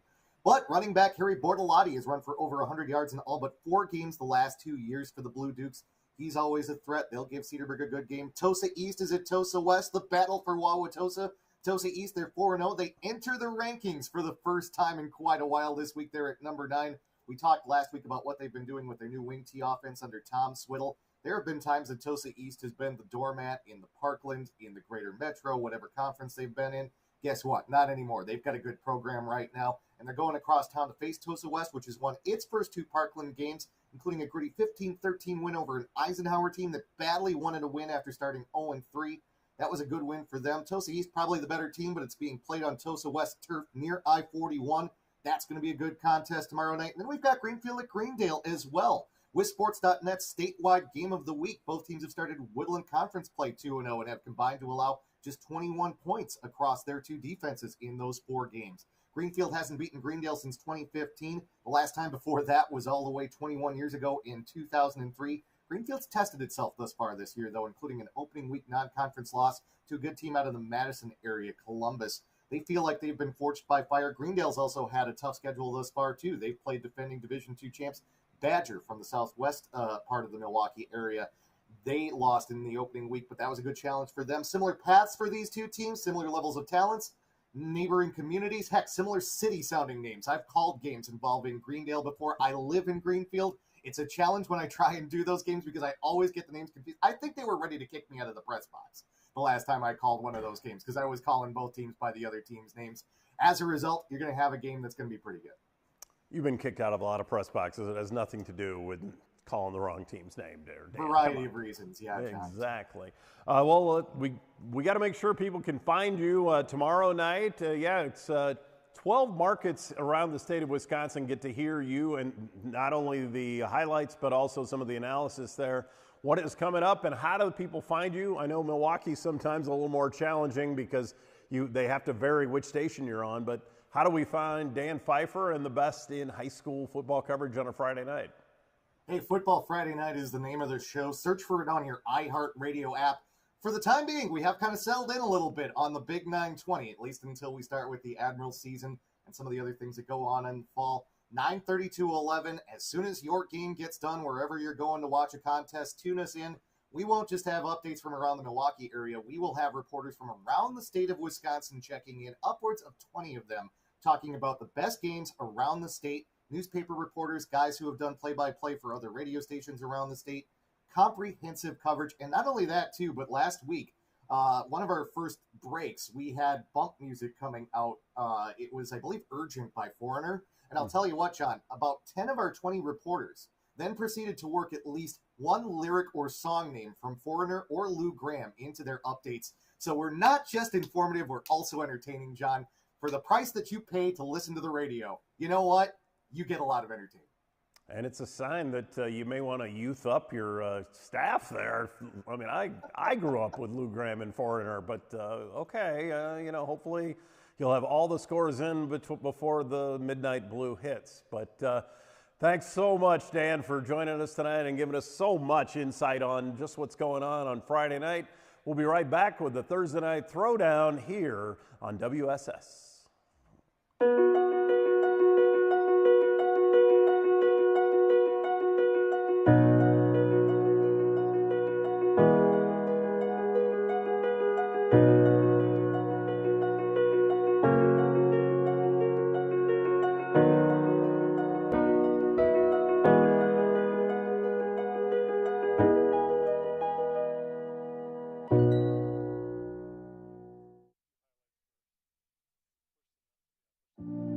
We celebrate the athletes, the buzzer beaters, the record breakers, the wins.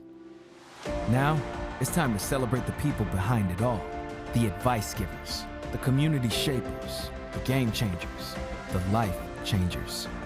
It's time to celebrate our coaches. Join all of us at BSN Sports and show your coach some love by sharing their story with #ThankYouCoach. Back here in Erie, Grafton. Ooh. Yeah, cool shot over Lake Michigan. The moon cooperating in a Grafton lopsided affair here at the half. It's 50-6 Blackhawks. Bob Brainerd, Dan Brunner, John Pearson, our terrific crew here in Grafton. You want to see the Grafton 2024 highlight reel for the season? Yeah. It's kind of encapsulated with the highlights we have in the first half, Dan. They really showed off everything this football team, what they're about in 2024 after making it to state and finishing runners-up in 2023. Yeah, you can see right there with Hilgard, Gavin Lemke, then Tommy Lutz. Lutz rushed it in for 3 on the ground, 3 touchdown runs. Lemke had 2 touchdown catches in the first half. There was a defensive touchdown as well. South Milwaukee, though, this kid came to play and always comes to play. Shondell Williams, and it set this up. Got on the board with the pass to Morehouse for the TD. But this offense, Dan, I mean, you just can't stop them. No, Dickerson Jr. And then whoa. Yeah, defensive touchdown as well on the sack and the recovery in the end zone for 6. And finally. They just keep coming. 22 first quarter points, 28 points scored in the second quarter of this one. And that's why it's all lopsided at 50-6. Down to the field we go with halftime wrapping up to join John Pearson. It is a little bit one-sided here tonight, but if you want every side of you to look just right, we got a guy that knows how to do it. And thanks to our sponsor, ETS Performance here, and Joe Schiesel joins me in one of the ones that's 12 locations in Wisconsin, and including Menominee Falls, where a lot of these kids could go. Talk a little bit about ETS and what, first of all, what drew you to it, and what is the philosophy of making sure that kids are training right and families understand what's going on. So ETS Performance is a sports performance company founded back in 2010 in Minnesota, and since then we've grown to 37 locations in the Midwest, and we have 12 in Wisconsin and 5 in southeastern Wisconsin. We work with youth athletes all the way from the ages of 8 up until the pros, so we have a couple of pro partners. So Adam Thielen, I know obviously our Packer fans won't be too excited about that, but well, he's not with the Vikings anymore. But Adam Thielen, Kirk Cousins, CJ Ham, John Kuhn is a partner with us for a couple of our Wisconsin locations. So, but yeah, no, we work with a lot of youth athletes and from all walks of life that play different sports. Not necessarily all the 5-star athletes that are going into college, but just providing an opportunity for kids who, might just want to get more playing time for JV, or that may have never played sports before and want to build up that confidence to start playing a sport. So we work with a bunch of athletes, and really our goal is to be mentors for these athletes. And in today's day and age with the social media and how much distractions there are online, for them to have an extra mentor or leader in their life to kind of guide them through not only life but sports too, I think that's huge, and that's where we're really trying to make the impact that we do. And ETS can kind of be a labor of love for you because, again, he is a Mukwonago football legend here, but when you went away to school, you mentioned they wanted you to bulk up and get big. And, I mean, you were a lineman in high school, but I mean, I'm not that big, and I'm bigger than you are. To have somebody like you that can maybe take them down the right path, is that a big part of the message of ETS? Yes, 100%, because there's a lot, again, back to social media, there's a lot of stuff online as far as training that's not necessarily the right way to do it. For me, I kind of learned the wrong way to do it. All I did was lift heavy. I didn't do any sprinting, mobility, any of the stuff that makes you athletic. And when I got to college, I moved to linebacker. Wasn't very good. Wasn't very effective. So learning the wrong way to do things helps me kind of teach the kids the right way to do it. Making sure they're lifting with good technique, having a good time doing it, and just giving them every chance possible to seize any opportunity that comes their way. And as basically when you come to a kid, and every kid's different there, what do you look for so you know the right program? And I guess that would be probably what ETS does too. Yeah, so when we have a kid come in and we're looking how to necessarily train them, we're looking at how long they've been training, how old they are, what sports they play, any injury history. It kind of helps us piece together the right program for them going forward. And I'll let you do the ultimate plug. How do they learn more about ETS Performance? Yes. So go to etsperformance.com and then just go to the location nearest you and book an eval. And like I said, we have a location in Menominee Falls that opened up early summer. So yeah, just go online and book an eval and get started with us. And a lot of people think they know how to do it, but you kind of got to listen to somebody like Joe here and ETS, and we want to thank them for being a part of Thursday Night Throwdown, because we can't do it without you. Sponsors, come on board. Isn't it great? Absolutely. There you go. See? Thank you, gentlemen. Tonight's game is brought to you in part by ETS Performance, premier sports performance company that specializes in training athletes. You heard it, from the age of 8 to the pros, with a focus on not only physical performance but leadership and character development. ETS has served more than 50,000 youth athletes, 2,500 college athletes, and more than 250 in the pro ranks across 8 states. ETS Performance, commit, overcome, and conquer. Second half kickoff about to commence here in Grafton.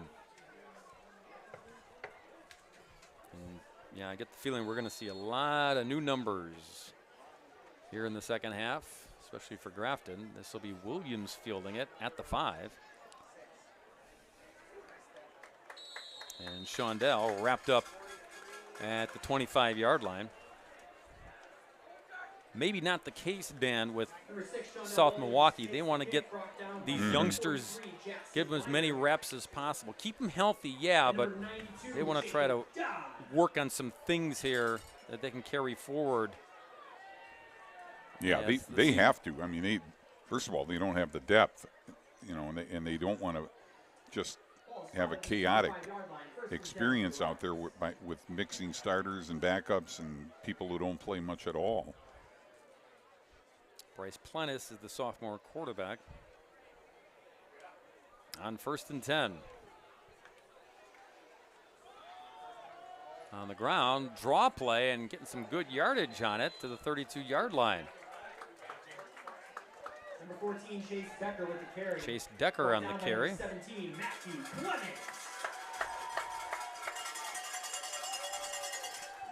It'll be 2nd down and 4. Ball spotted at the 31-yard line. 2nd down and 4 for the Rockets. Yeah, when you start your weekly conversation with head coach Pete Dufek and ask about the running backs, and he's not sure who he's going to have on Thursday night. Yeah. You knew that was going to be a problem. Comebacker to Williams, who went and got it and then escapes his way before he's brought down to the 41-yard line.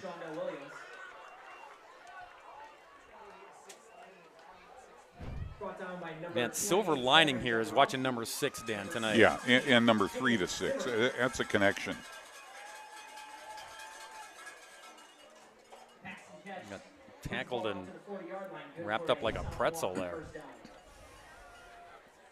But he got the 1st down at the 40.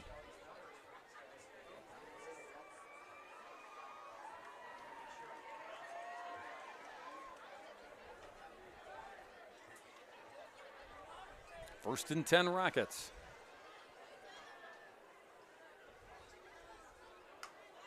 Pressure up the middle. Man,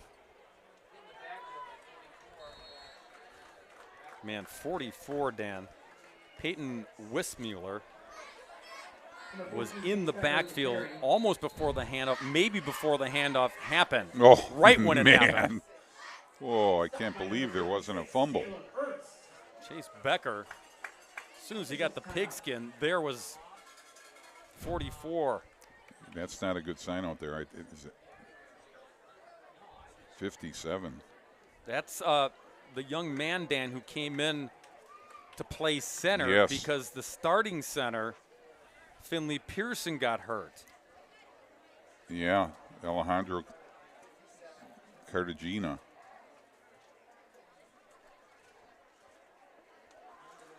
Training staff is out there. With the holiday season coming up, Dan, think Pops.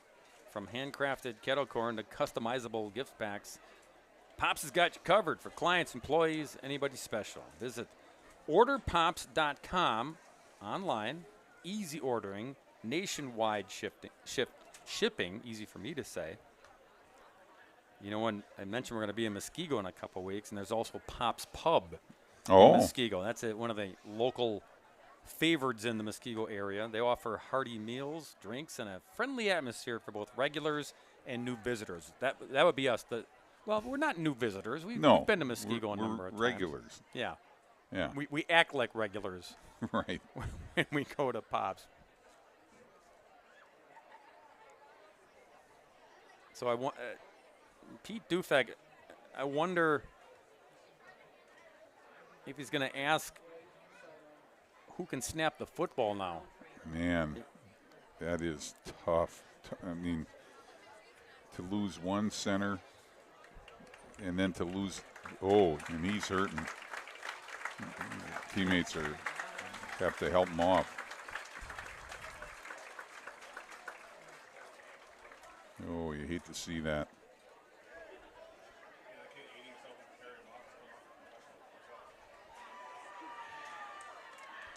And we'll keep an eye on who indeed will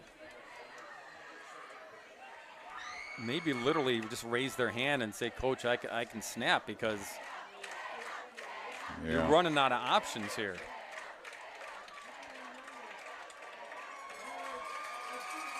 See who it is.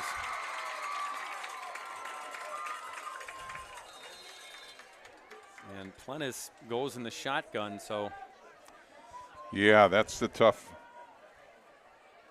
That's tough like sledding there. It's 50, Dan. That's Darius Harris Taylor, a junior, 5'6", 175. Good snap. Good snap. And good run by Geiza, Darren Geiza. Number 15, Derek Geiza with the carry. Made his way to midfield for a first down. Out of bounds by number 13, Grayson Bullock. Well, again, Who wants to play football? Get in there. Yeah. Ball spotted at midfield, 1st and 10 for the Rockets.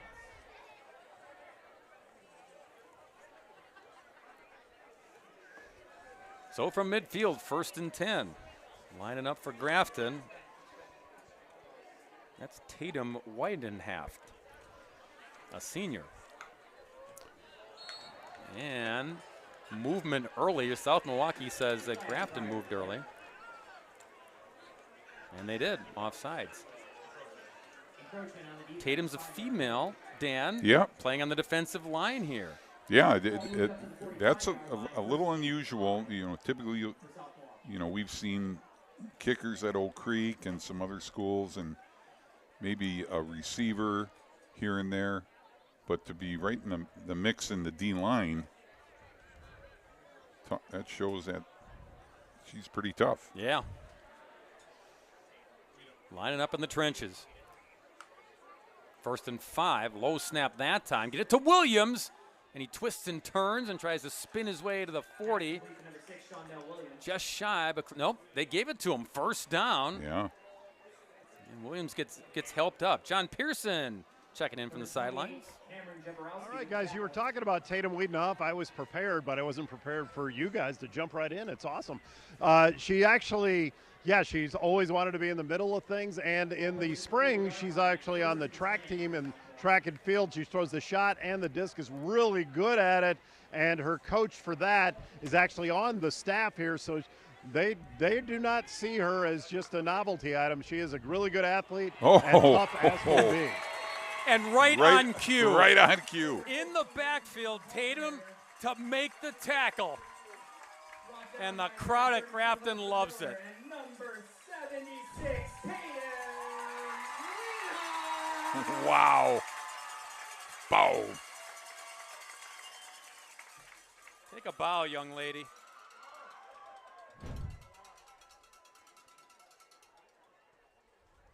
Loss on the play of 1, so 2nd and 11.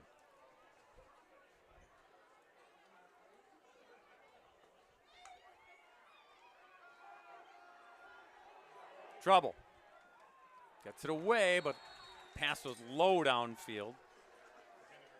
Passing complete intended for number 15, Darren Giza. Tried to get it to Giza again. Out of the backfield. It'll be 3rd down on 11. Pass defended by number 28, Cameron Jaworowski. Bryce Plennis has been under the gun all night long. But despite that, Dan, we've seen the flashes. We've seen the athleticism of number 3. A lot of kids would just fold it up and say, it's not happening. No. I don't want to deal with this, but he's hanging in there. Yeah, he keeps battling. 3rd and 11 here. Going the ground here. She gets the tap. No, that was number 8 that time. Everett Bonk on the tackle. Brought down Giza, brings up 4th down. Grafton crowd's getting into every tackle now. Yeah, they are. All the backup kids that don't get those first team reps, they're in there playing hard, making everybody proud. 4th and 8, gonna go for it. With that running clock, of course, and that 50-6 score.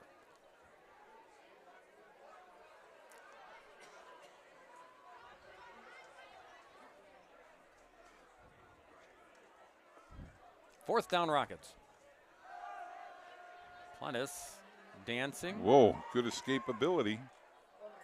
And he gets a block short on the edge, but yeah, he's going to be short. He needed the 30-yard line, didn't get there. So it'll be Grafton football.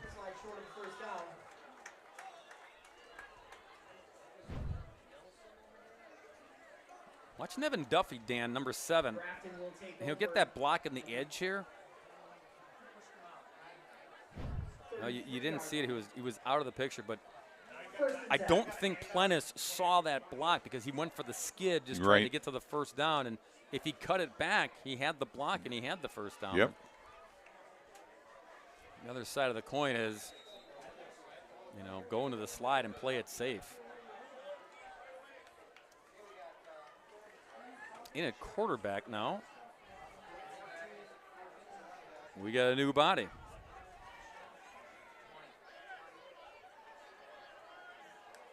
It's number 20, Nick Schiller.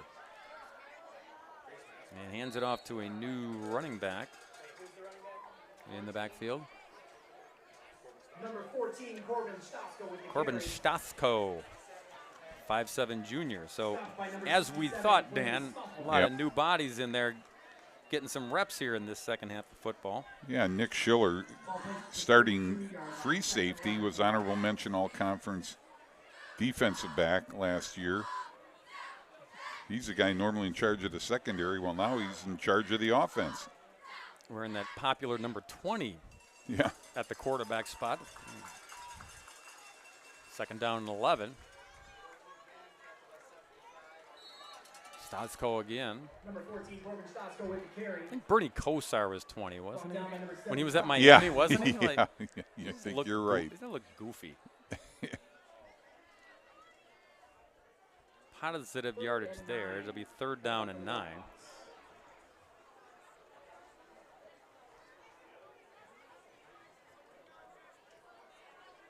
Really not worried about numbers or, beauty points, vanity at this point. If you're Grafton, you're happy to go out there and get the reps, and you're happy you can give those first teamers a breather in the second half. Yep.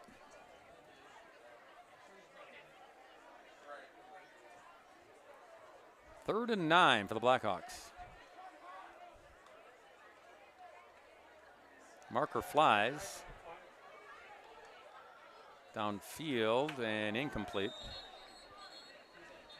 Penalty flag came in at the snap near the line of scrimmage. And this is John Dahl and his crew huddling up.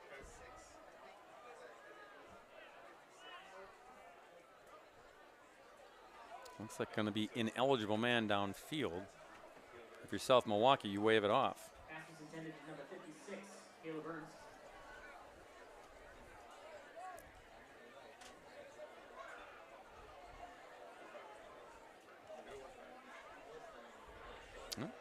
Illegal shift. Nevertheless,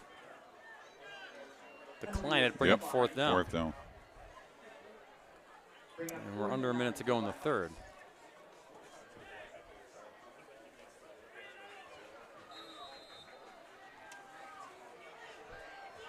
Going to boot the football here.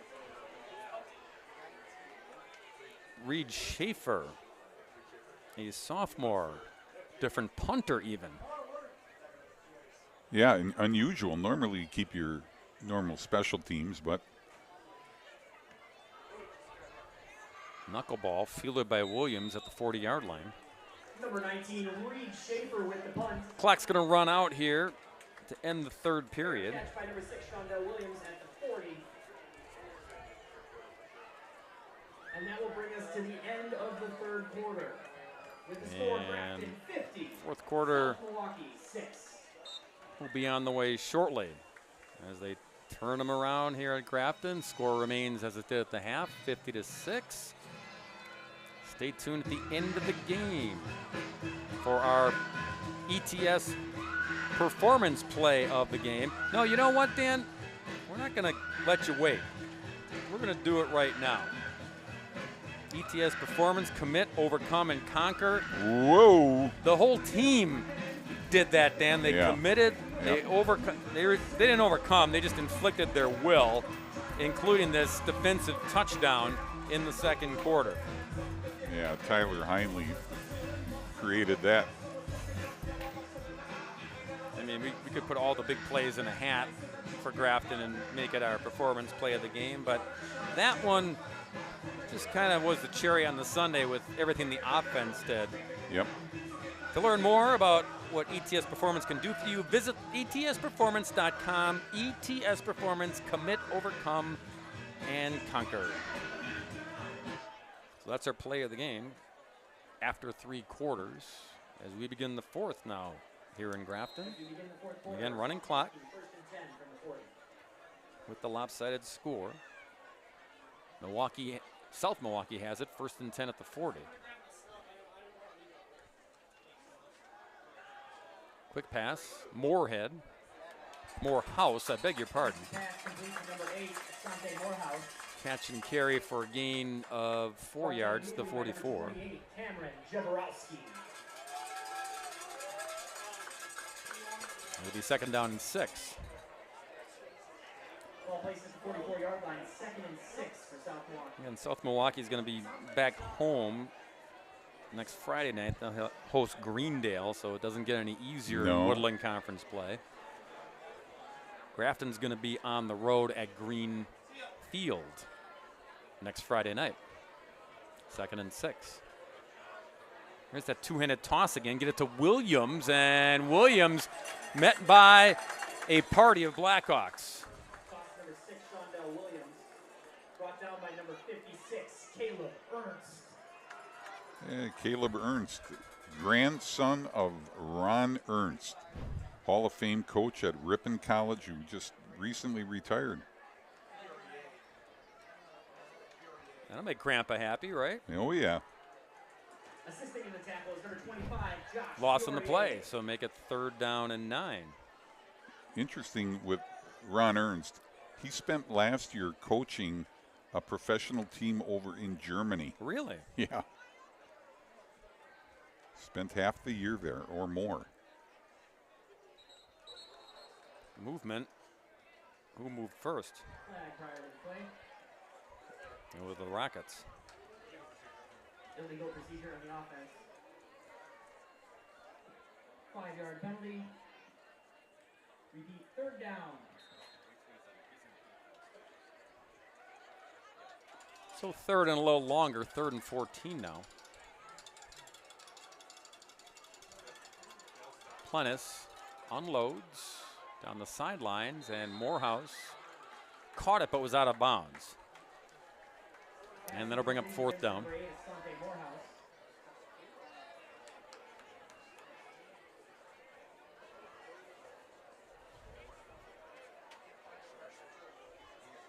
See if they go for it again here. Why not? Incomplete pass brings up 4th and 14 from the 36-yard line. 4th and 14 is the play you need.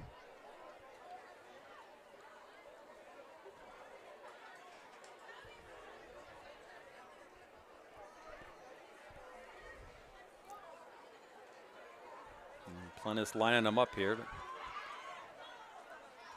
try to pick it up. They need midfield to get the 1st down.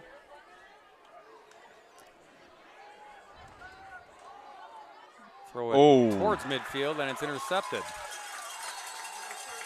Overshot the intended receiver, and ball hawking in the secondary to take it away is Grayson Bullock. Yeah, you can see Plennis here trying to get the ball to Williams.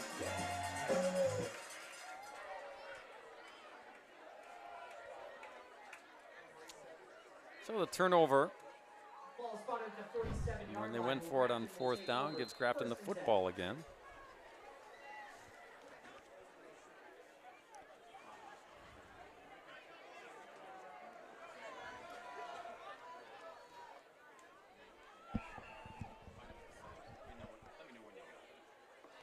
First and 10, Blackhawks at the 47.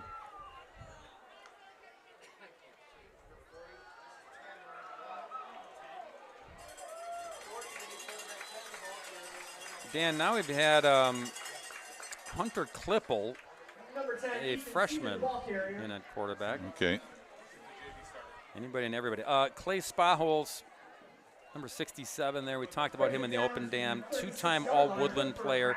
He's drawing Ivy League interest from places like Brown, Yale, Fordham, the WIAC, Winona State. That tells you about what kind of young man he is off the field as well. 6'3", 290. Yeah. And just a force on both sides of the line.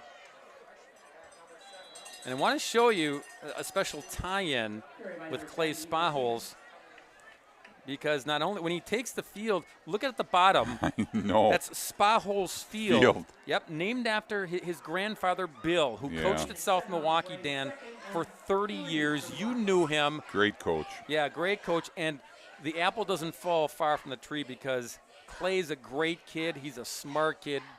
Grandpa's no longer with him. Nope. But left his mark. And I mean, think about that. Every day you go out to the football field and your name is on it. You got to live up to that. Yeah, and he does for them. And as you said, Bob, really smart, drawing Ivy League interest, from just a number of schools. And as you said, WEAC, so what's the guys that are looking at him? Brown, Yale, Fordham, and then the Harvard of the Midwest in the WEAC is Whitewater. Oh my God! So they're interested in him. You could have just left it at WEAC schools. You could have, but you had to go there, didn't you?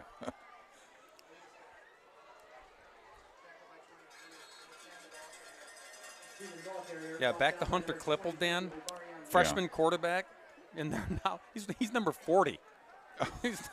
Yeah. Well, we could get 99. That would still work.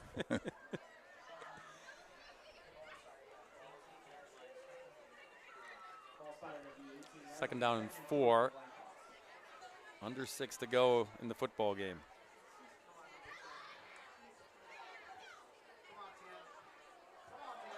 Handing it off.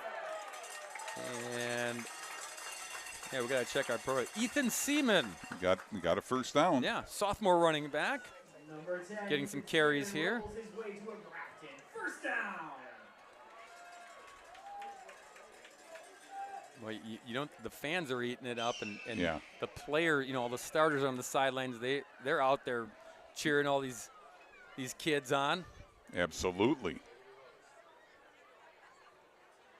They love it when they can get out there and perform on the big stage with the lights on in a varsity football game.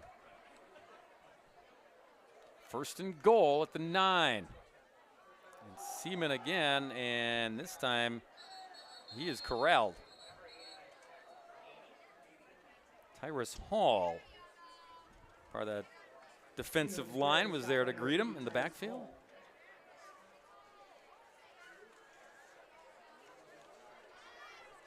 It'll be second and goal.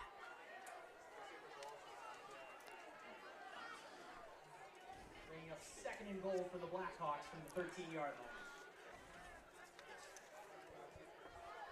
Second and goal.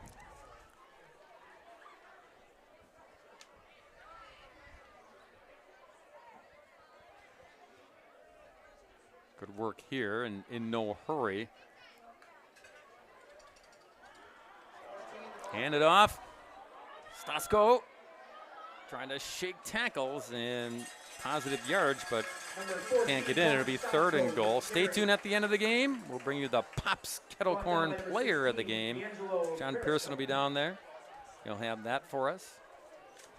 I wanted to change it, Dan, to player of performance or something like that. That would. Because then it's POP. Yep, that fits. The POP. Yep. See what I did there? Oh, I did. Yes, I did. Unless you can come up, player of power, like, I don't know, something with a P, though. Third and goal for Grafton.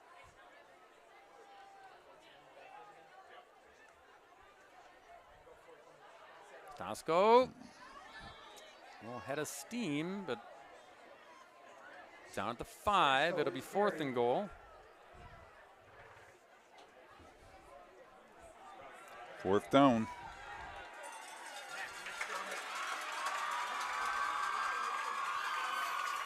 And they're going to kick it. Number 36, Max McDermott. Max McDermott, junior kicker, will attempt a field goal of 22 yards.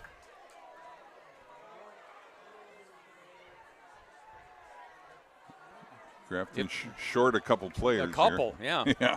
Like a fire drill. McDermott from 22.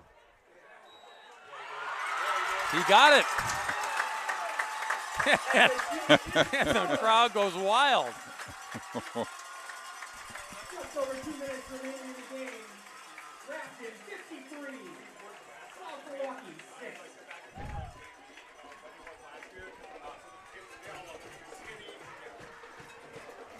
So at Grafton, Dan, McDermott's the backup kicker on the JV squad. Yep. So doesn't get a whole lot of opportunities on varsity, and he's just one of those kids you root for, and they loved it when he banged it through for 3. Yeah, they did. Here he goes again. Bam. Fun night for Grafton, to be sure.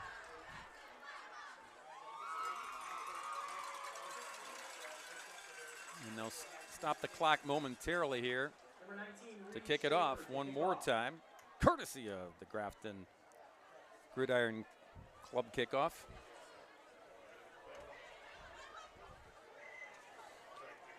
John Pearson, the Gridiron Club, got their money's worth tonight. Look at all the kickoffs that their logo's been on the screen, right?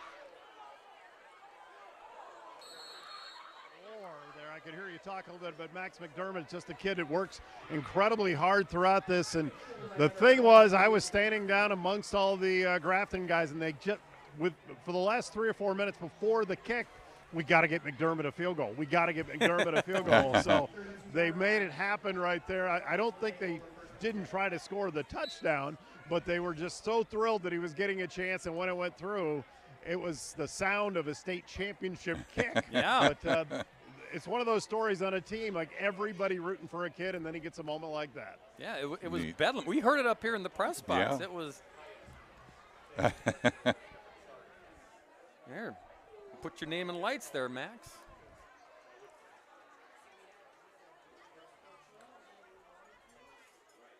Plennis going to just hand it off, and doesn't matter who's out there for Grafton. They just keep making plays.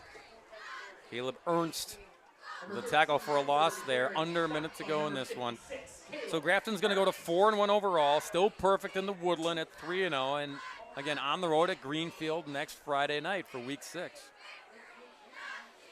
Yeah, this is a good game for Grafton. You know, even though it's lopsided, South Milwaukee's going to take some things out of here. They got a great quarterback wide receiver connection that they can build on. That one right there. That one right there. To Williams. The escapability and the athleticism out to the 50-yard line, but that's going to probably do it. South Milwaukee trying to hustle up to the line of scrimmage here and at least get one more play off.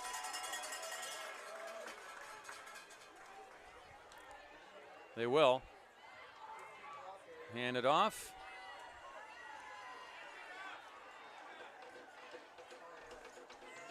And a nice long run to end this football game. 53-6, the Grafton Blackhawks. They played in the state championship at Camp Randall last November. They came up short against Rice Lake, falling 28-20. This year, man, they got a lot of pieces to make another run and get back there, Dan, don't you think? Yeah, they do. They got their sights set on a return trip. But they're, you know, like all good teams, they're taking it 1 week at a time.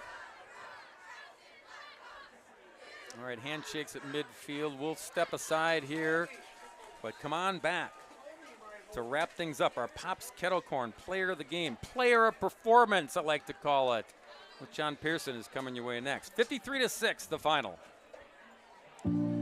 We celebrate the athletes, the buzzer beaters, the record breakers, the wins. Now, it's time to celebrate the people behind it all. The advice givers, the community shapers, the game changers, the life changers. It's time to celebrate our coaches. Join all of us at BSN Sports and show your coach some love by sharing their story with #ThankYouCoach.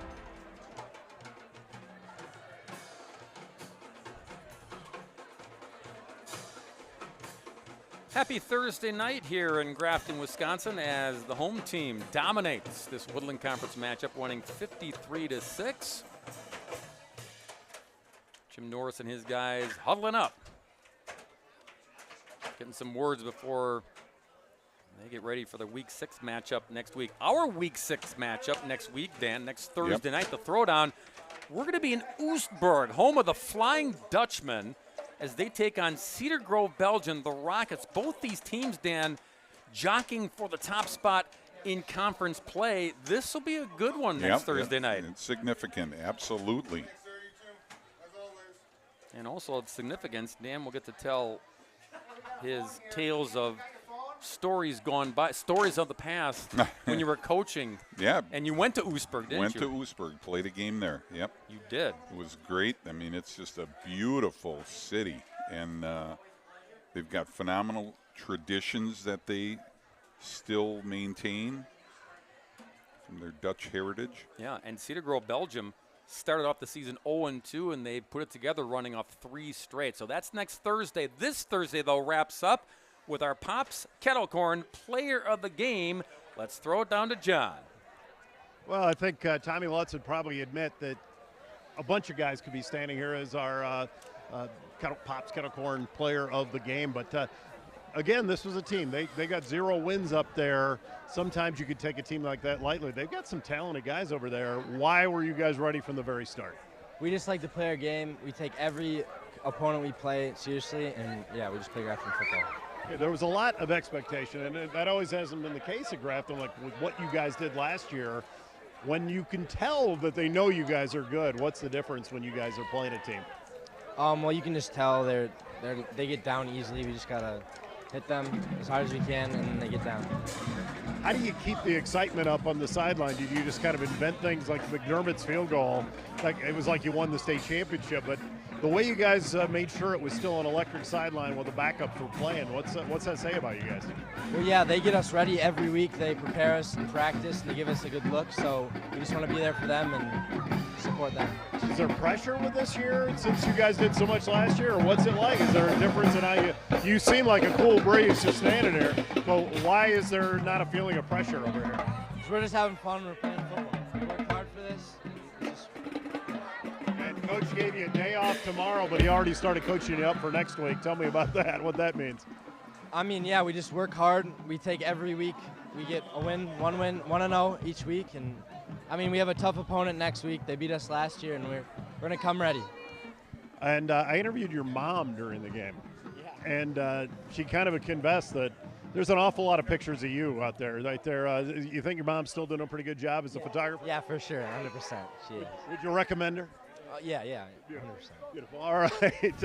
And Kettle Corn's on you. Pops Kettle Corn on you guys. But, again, this whole team came through and came up strong from the start. Guys. Yeah, they sure did. Right out of the chute, our Pops Kettle Corn, easy for me to say, player of the game. Tommy Lutz, it could have been a whole bunch of guys because everyone came to play, Dan. And that's what Jim Norris, he told us before the game is like, look, we know that South Milwaukee's dealing with some adversity. They've got some players that are down, that are nicked up. But what we have to do is go out and just do our thing, take care of business early. That's exactly what they did. Yeah, and that's their philosophy. It always has been, and as long as Jimmy Norris is here, that's the way it'll be. All right, that'll do it. Our Week 5 game is in the books. For Dan Brunner, for John Pearson, for our entire terrific crew here in Grafton, Bob Raynard saying so long. Once again, the final score, the Blackhawks 53 and the South Milwaukee Rockets 6. Join us again next Thursday night for the Thursday Night Throwdown, Week 6. Cedar Grove, Belgium, taking on Oostburg. We'll be in Oostburg to see the Flying Dutchman. The preceding has been a presentation of Wisconsin Sports Stream. Good night, Wisconsin.